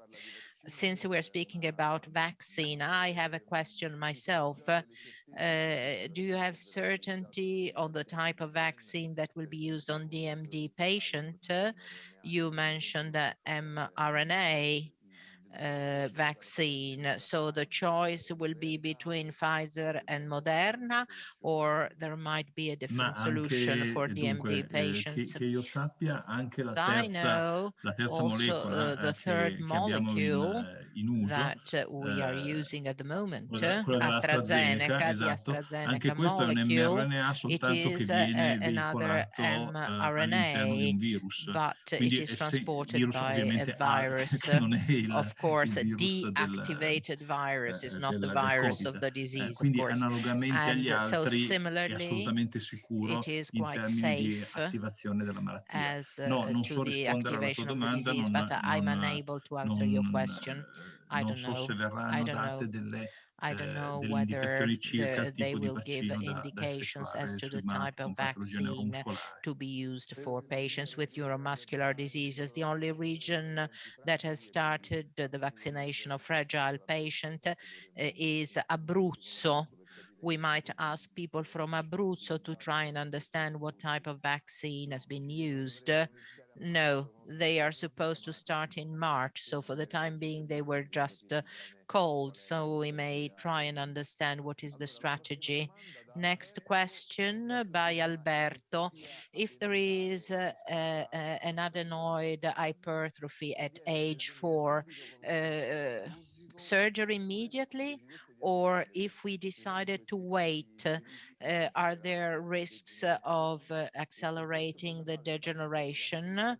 the surgery was postponed due to a high CPK and then Duchenne Dipende diagnosis? dall'indicazione Well, all'intervento, nel it senso che depends se upon the questa indication for ipertrofia surgery. If adenotonsillare this crea una hypertrophy, ostruzione significativa a livello adenotonsillary delle vie hypertrophy aeree, creates in a particolar modo se significant dà airway una obstruction, sindrome or if, ostruttiva, if there is a apnee real dimostrata o con la obstruction with saturimetria o apneas con la demonstrated polisomnografia, with andrebbe trattata. saturimetry or Il polysomnography, fatto the di surgery sospendere un should be intervento carried perché il out. CK è alto non è Canceling accettabile, surgery nel because senso the che CPK is high is il not CK alto acceptable. e la distorsione muscolare High di Duchenne CK semplicemente ci and dicono che DMD dobbiamo simply tell utilizzare us that we un'anestesia must sicura, use a che non safe dobbiamo usare i anesthesia, gas that alogenati, we are che not non dobbiamo supposed to usare la use halogenated succinilcolina, gas che or dobbiamo usare succinylcholine, that il dosaggio we must use the opportuno, minimo di curaro minimum dose of intubare il curarosum paziente, to ma a intubate the parte le patient, accortezze but che a devono part essere conosciute of all circa these l'anestesia nei precautions that pazienti must be neuromuscolari, in known particolare for Duchenne, neuromuscular non è patients or opportuno DMD sospendere un patients. intervento perché si I'd scopre say che that il paziente ha no, una it's malattia not appropriate neuromuscolare. to cancel surgery because you discover that the patient has a neuromuscular disease. I wish to address myself to Alberto. This postponement of the surgery and the fact that the surgery has been reprogrammed 3 or 6 months, I mean, I don't think it will accelerate the disease. We are speaking about a very young child, so the respiratory function is intact. The only problem is if he has obstructive apneas that are severe. So saturimetry, nighttime saturimetry, and then on the basis of these results, you may know if it is a yes or a no. Thank you. There is a question for Jody Wolf from the Santhera. Chiara is asking, we would like to know if vamorolone can be used also for patients who used cortisone, of course, when vamorolone is approved, of course. Yes, Thank you. Thank you for the question. Eric Hoffman presented yesterday, and so if you want to go back and review his presentation, he talks a lot more about vamorolone. But to answer your question, yes, we are examining how to switch patients from glucocorticoids to vamorolone. There's not a lot of science around how to taper patients and wash them out of steroids. It's probably more of an art than a science right now. And so we're studying this more. Grazie. Thank you. Allora, abbiamo una domanda. We have another question by Guglielmo for Fabrizio Racca. During the nighttime use of non-invasive ventilation, the cold air of the night could cause an increase in secretions? Scusate, potrebbe. Well, nel it caso, might cause an increase in secretion, ciò che va fatto è aggiungere al ventilatore un umidificatore attivo. an active Attivo, oltre a umidificare in modo appropriato l'aria, la scalda, in modo che arriva al paziente so that this air reaches un'aria ottimizzata nel riscaldamento is optimized. So when it is dehumidified, it's also warmed. Usually you don't, but if the patient has this dryness of the throat or an increase in secretion, it is a good idea to use an active humidifier. Thank you. We have another question by Alberto for Linda Marban. The K102 approach CAP 102 approach can be used also for younger patients? Yes, our goal is eventually to move into the younger patients.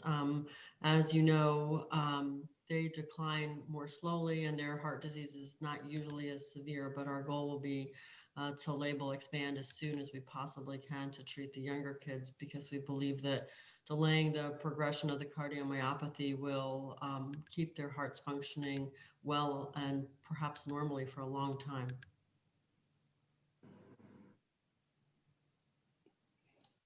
Grazie.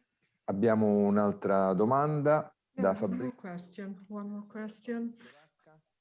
From Fabrizio to Fabrizio Racca.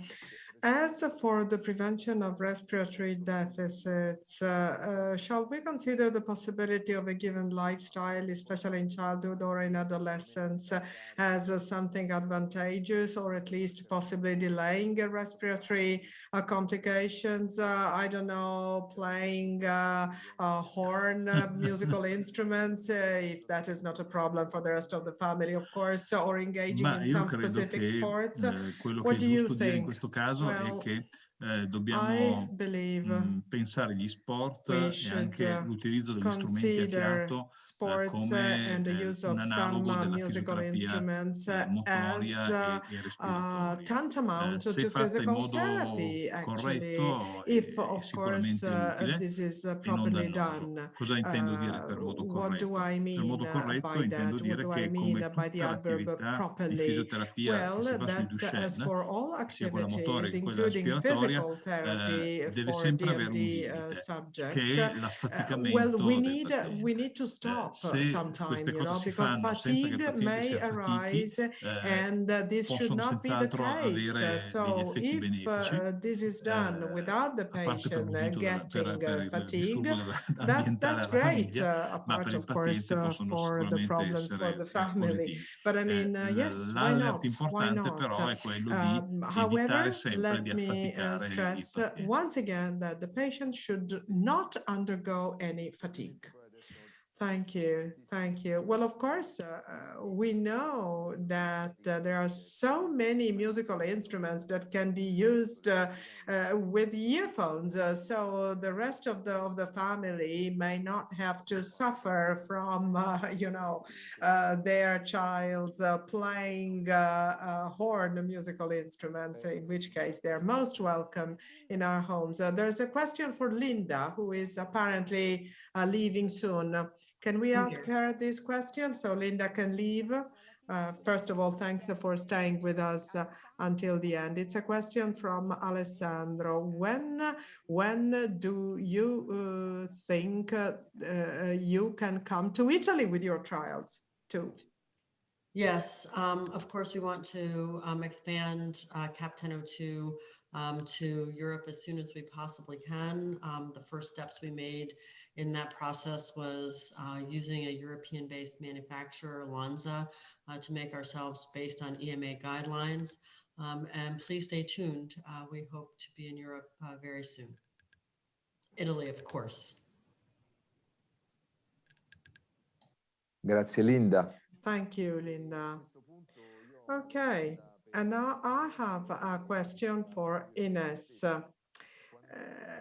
But it's the same question. When are you coming to Europe, and more specifically to Italy with your trials?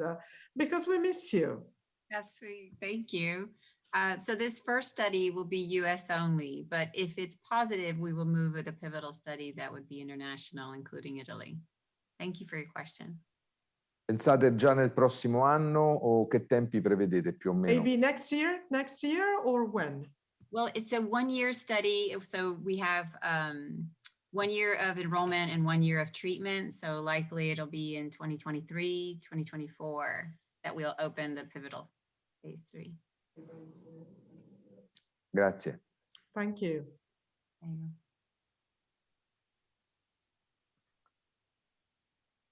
Io pensavo di riepilogare un attimo per... Okay, I think we can recap, especially for the sake of our families.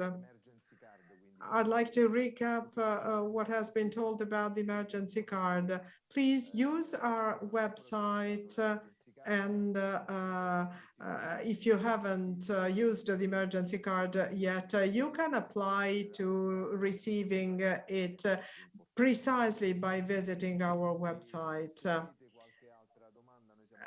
Any other questions?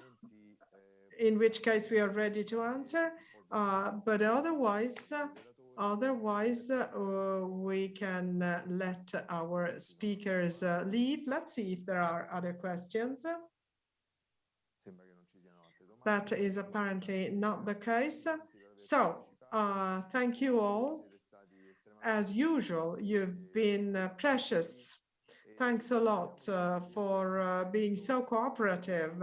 Hopefully, we'll see you soon in Rome and in presence. Hopefully, we'll be able to hug you in presence. Oh, there's another question, by the way. Gloria, can you read it out, please?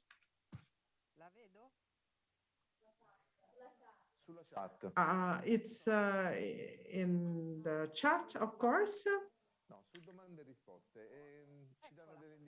Questions and answers. Okay, here it is for Professor Racca again, right? So, about ventilator airway secretions. So the humidifier temperature may be risen, but I have also used antihistamine. So it's a comment, but maybe he would like to have Professor Racca's opinion. Ok, ora sì. L'antistaminico è utile nei pazienti che hanno dei problemi di tipo allergico. Quindi, dal punto di vista respiratorio, può essere utile nei pazienti che hanno asma allergico, che talvolta si può esprimere anche con un lieve aumento delle secrezioni bronchiali. Se il problema non è legato all'allergia, l'antistaminico in realtà non dovrebbe essere chiamato in causa, anche perché alcuni antistaminici danno anche sonnolenza, e quindi possono essere anche fastidiosi. Io proverei soltanto a utilizzare l'umidificatore, che va utilizzato comunque in modo appropriato, cioè facendo in modo che le goccioline di condensa che si vengono a formare siano in numero limitato alla parte più vicina alla maschera e non vadano a coinvolgere tutto il tubo, perché in quel caso anche l'uso dell'umidificatore potrebbe aumentare a sua volta le secrezioni. Quindi, secondo me, l'uso dell'umidificatore da solo potrebbe essere sufficiente, purché l'umidificatore sia tarato nel modo più corretto, cioè evitando sia la secchezza dell'aria sia la troppa umidità dell'aria. Il trucchetto per rendersi conto di essere nel punto giusto è quello di vedere che vicino alla maschera ci siano le goccioline di condensa, ma che queste goccioline di condensa si limitano proprio alla parte più vicina alla maschera e non vadano a interessare tutto il tubo. La presenza di queste goccioline limitate alla zona vicino alla maschera è un segno che l'umidificazione è appropriata. Because when the droplets are only close to the mask, that means humidification is is serving its purpose. Thank you. But I mean, it's quite interesting because after all, the nocturnal ventilation takes place in the room where the person is sleeping. So maybe the room should have a somewhat higher temperature, right? Otherwise, why should all that temperature gap occur? Well, I agree. I agree. One more question. Again for Fabrizio. Well, actually, the question is the following.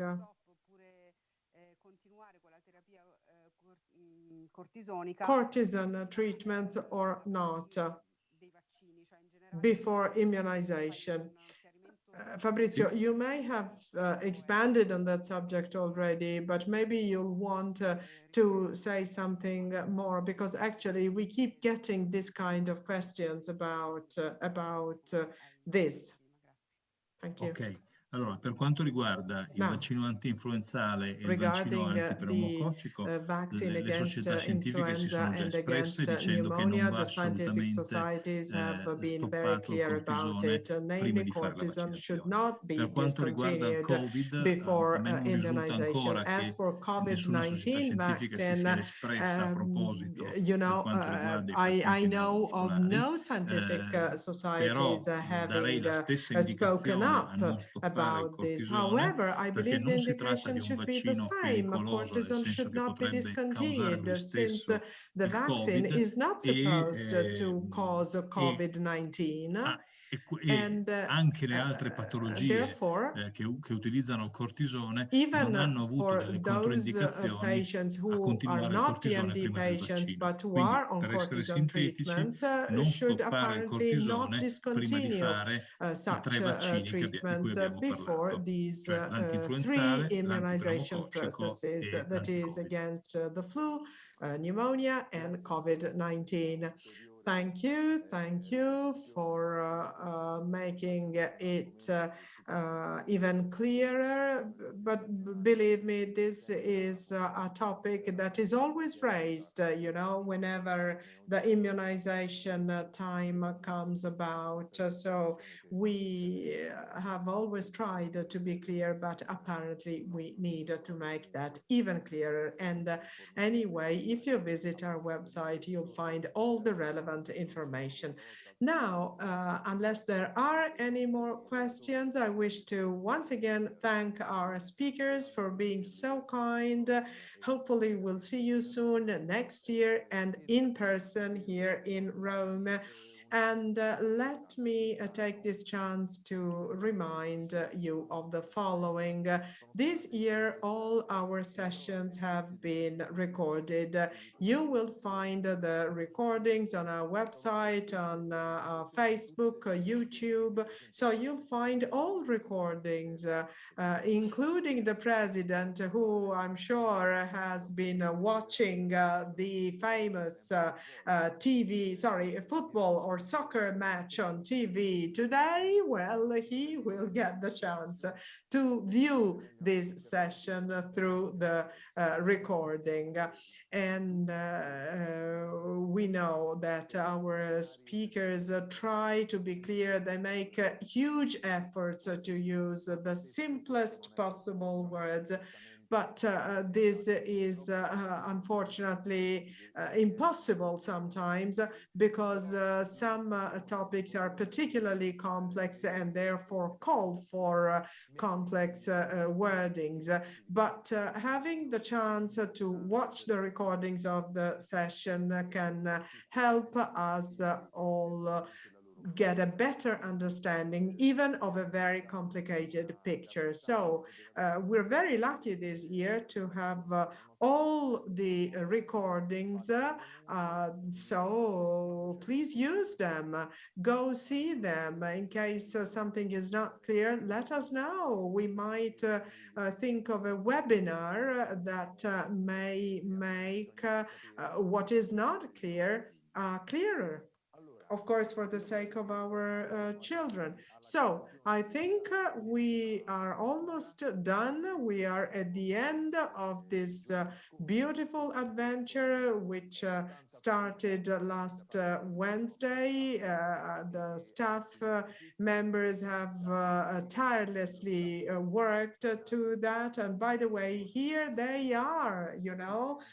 Here you can see all our staff members and then Cristina Picciolo, the one who from day one of this conference has been introducing us all. She does need no introduction. She's been with us for the last 4 years, but we feel like she's always been with us, even before I was here. She's so passionate about whatever she does. She reorganizes our activities every day with her stubbornness and her joy. We now know what she's like, and she transfers, she really conveys this enthusiasm to all of us. And I mean, this wind that she has produced has been so strong that my hair has fallen. So thank you very much.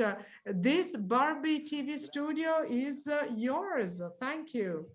Una sorpresa che ovviamente io non sapevo, perché siccome tutti qui sanno quanto sono in grado di reggere le emozioni, hanno preparato questo. They have prepared this surprise for me. I'd like to thank Fabiana, Fernanda, Ilaria. They are all here with us. They must come to the podium, but I'd like to thank all those who are here.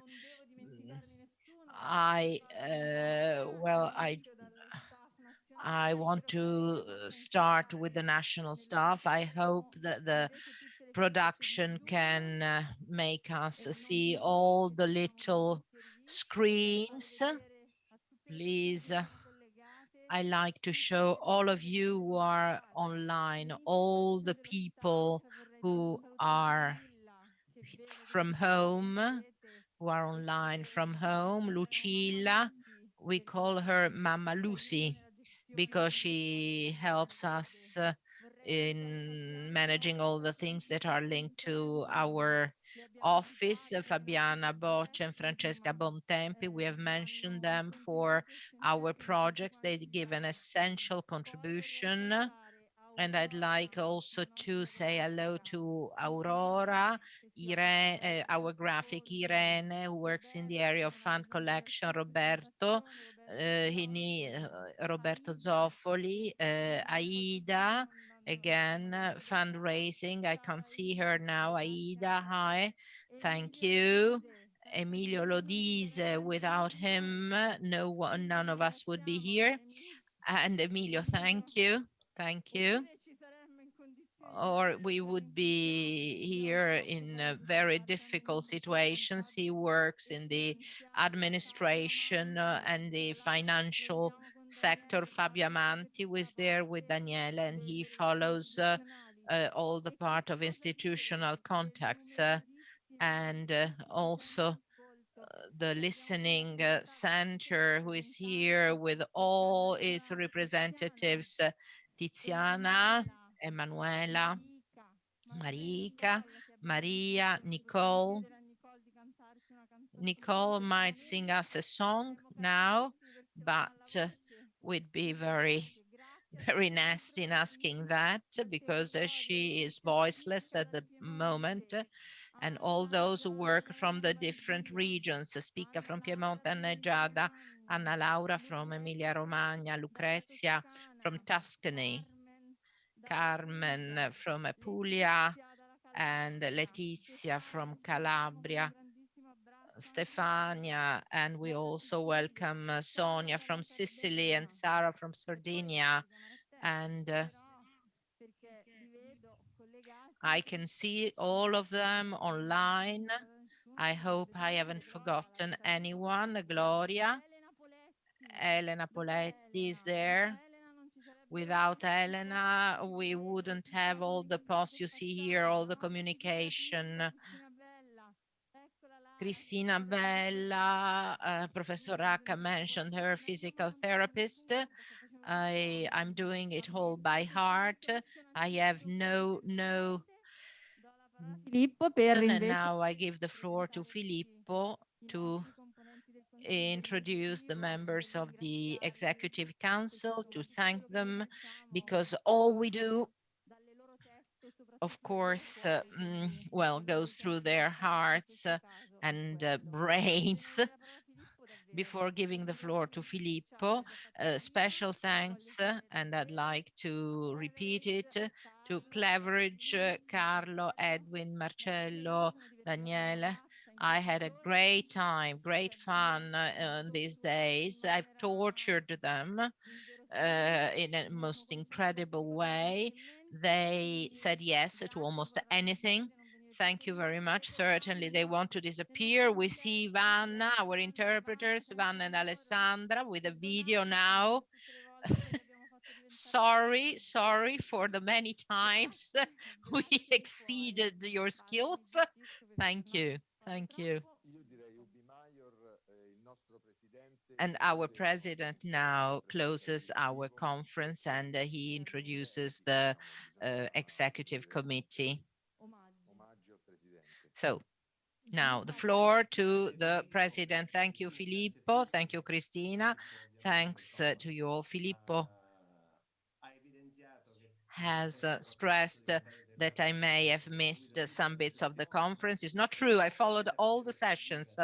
Of course, I was a caregiver at the same time because, of course, my kids wouldn't be able to watch a football match without me. So I had also to watch the football just to make them happy. Thank you. Thank you. For me, it was something extraordinary from all viewpoints.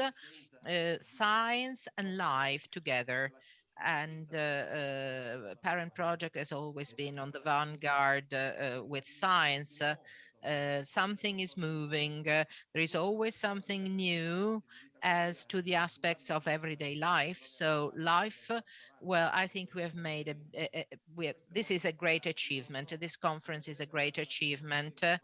I'd like to know how many of the rapporteurs, of course, we have had excellent rapporteurs, excellent scientific rapporteurs, but we've also had rapporteurs who were patients, family members. I mean, the involvement of so many families who gave an outstanding contribution during the interviews, during this dialogue among families. And I must say that this experience has made us understand that maybe the next conference, of course, we all hope that the next conference will be one of real life. But in my opinion, this idea of remote is not to be disregarded. I'm sure that Cristina, with her Barbie study, will practice. And then next year, we could have a real studio from the Ergif Hotel. There are those who will be lucky enough to participate. There may be problems linked to moving around. Well, having this possibility from home, in my opinion, is extremely useful. I've already thanked the staff and I keep thanking them. I wish to thank all the rapporteurs, but now I must also thank also the Executive Council because there is an enormous work by all of us. We are like small ants, you know, we all bring our little bit, we give our small individual contribution. The Executive Council has a variety of roles, so each member of the Council works in an area: science, fundraising, CAD, administration, I mean, a bit of everything. So thank you very much indeed. And thanks also to the local delegates. I mean, these new stakeholders, together with the young Consulta. Well, these are two important bodies giving us a lot of ideas. We hope we can turn all these ideas into reality. I wish to thank all the delegates and also the Consulta of patients or of our young men. And as member of the Executive Council, I wish to I can't see them because I don't have a vision of all the faces, but I know their names by heart. So I call your name and maybe the production manager can show them. I'd like to start with Paolo Di Leo, who came in our group with the appropriate enthusiasm. And he now is becoming familiar with the association from the inside. And I'm certain he will move from there all the way up. An important contribution of Ezio Magnano from Sortino, so Sicily again. And he is a super enthusiast and I mean, certainly is incredible. Gianni Bontempi, we all know him. and he is the only, let's say, the only one who is not a parent, but he is a great volunteer, and he has worked for more than 20 years for theater exhibitions and shows for Parent Project. And I mean, he has played truly a very, very important role. Marco Annecchino, he has extraordinary professional qualities, but apart from that, he is unable to be online, but I hope he will come soon. I wish to underline the great contribution. He is a very, whenever I hear Marco speaking, I see him as a person who is really very well balanced, and he solves many questions in a very calm and balanced way. Last but not least, the two ladies, Sarah, who has helped us always. Being a mother, they have an incredible knowledge, and she can play her role really in an outstanding way. And our vice president, who certainly is well, first of all, she's a mom, and that, of course, is obvious. But I must say also inside the Executive Council, sometimes we've had some misunderstandings, but that is absolutely normal. Well, in a dialogue, in discussions, so of course there are also disagreements, but I'm really very glad that Rosa Maria is an extraordinary vice president and an outstanding example of being a mom and Parent Project needed. I'm not going to introduce Filippo because you have had him already for a couple of hours.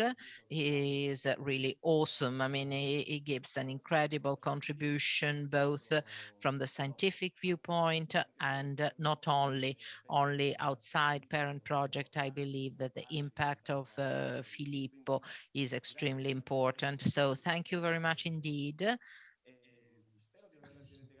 And I hope I haven't forgotten anyone.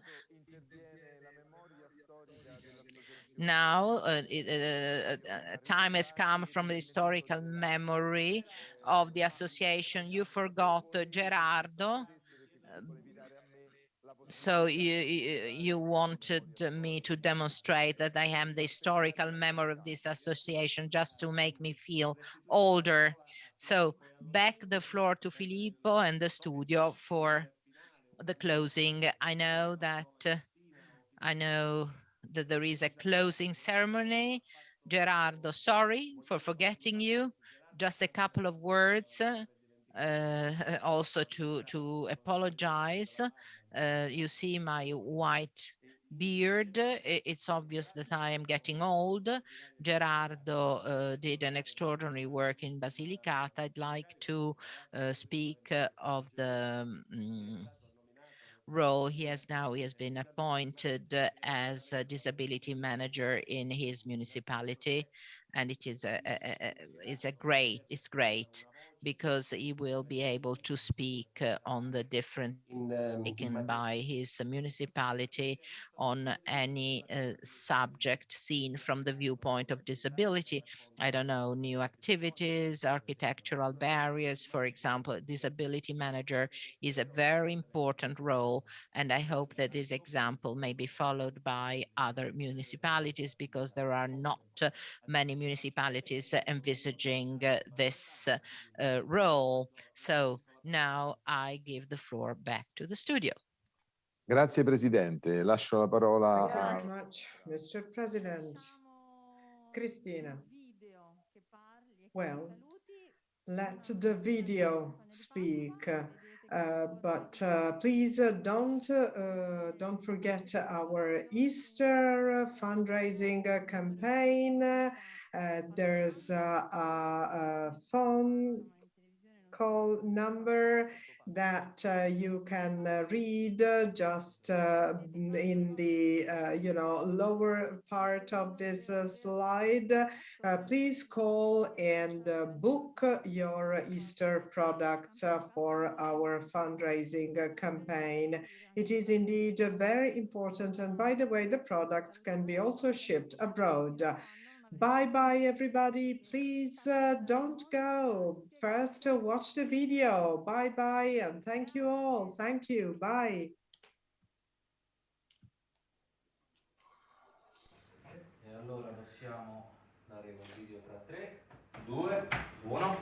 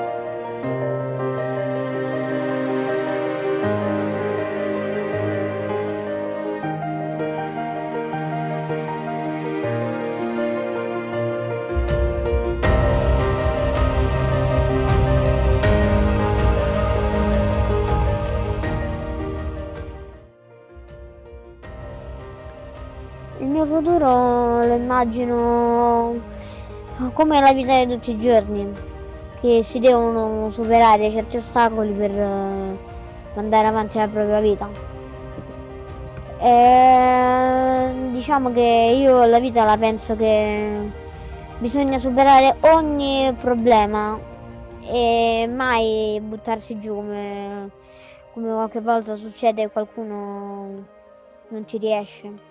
Quindi io con tutte le mie forze provo a superare le cose che nella mia vita sono stati difficili, ma sono riuscita a scalare la mia vetta, diciamo.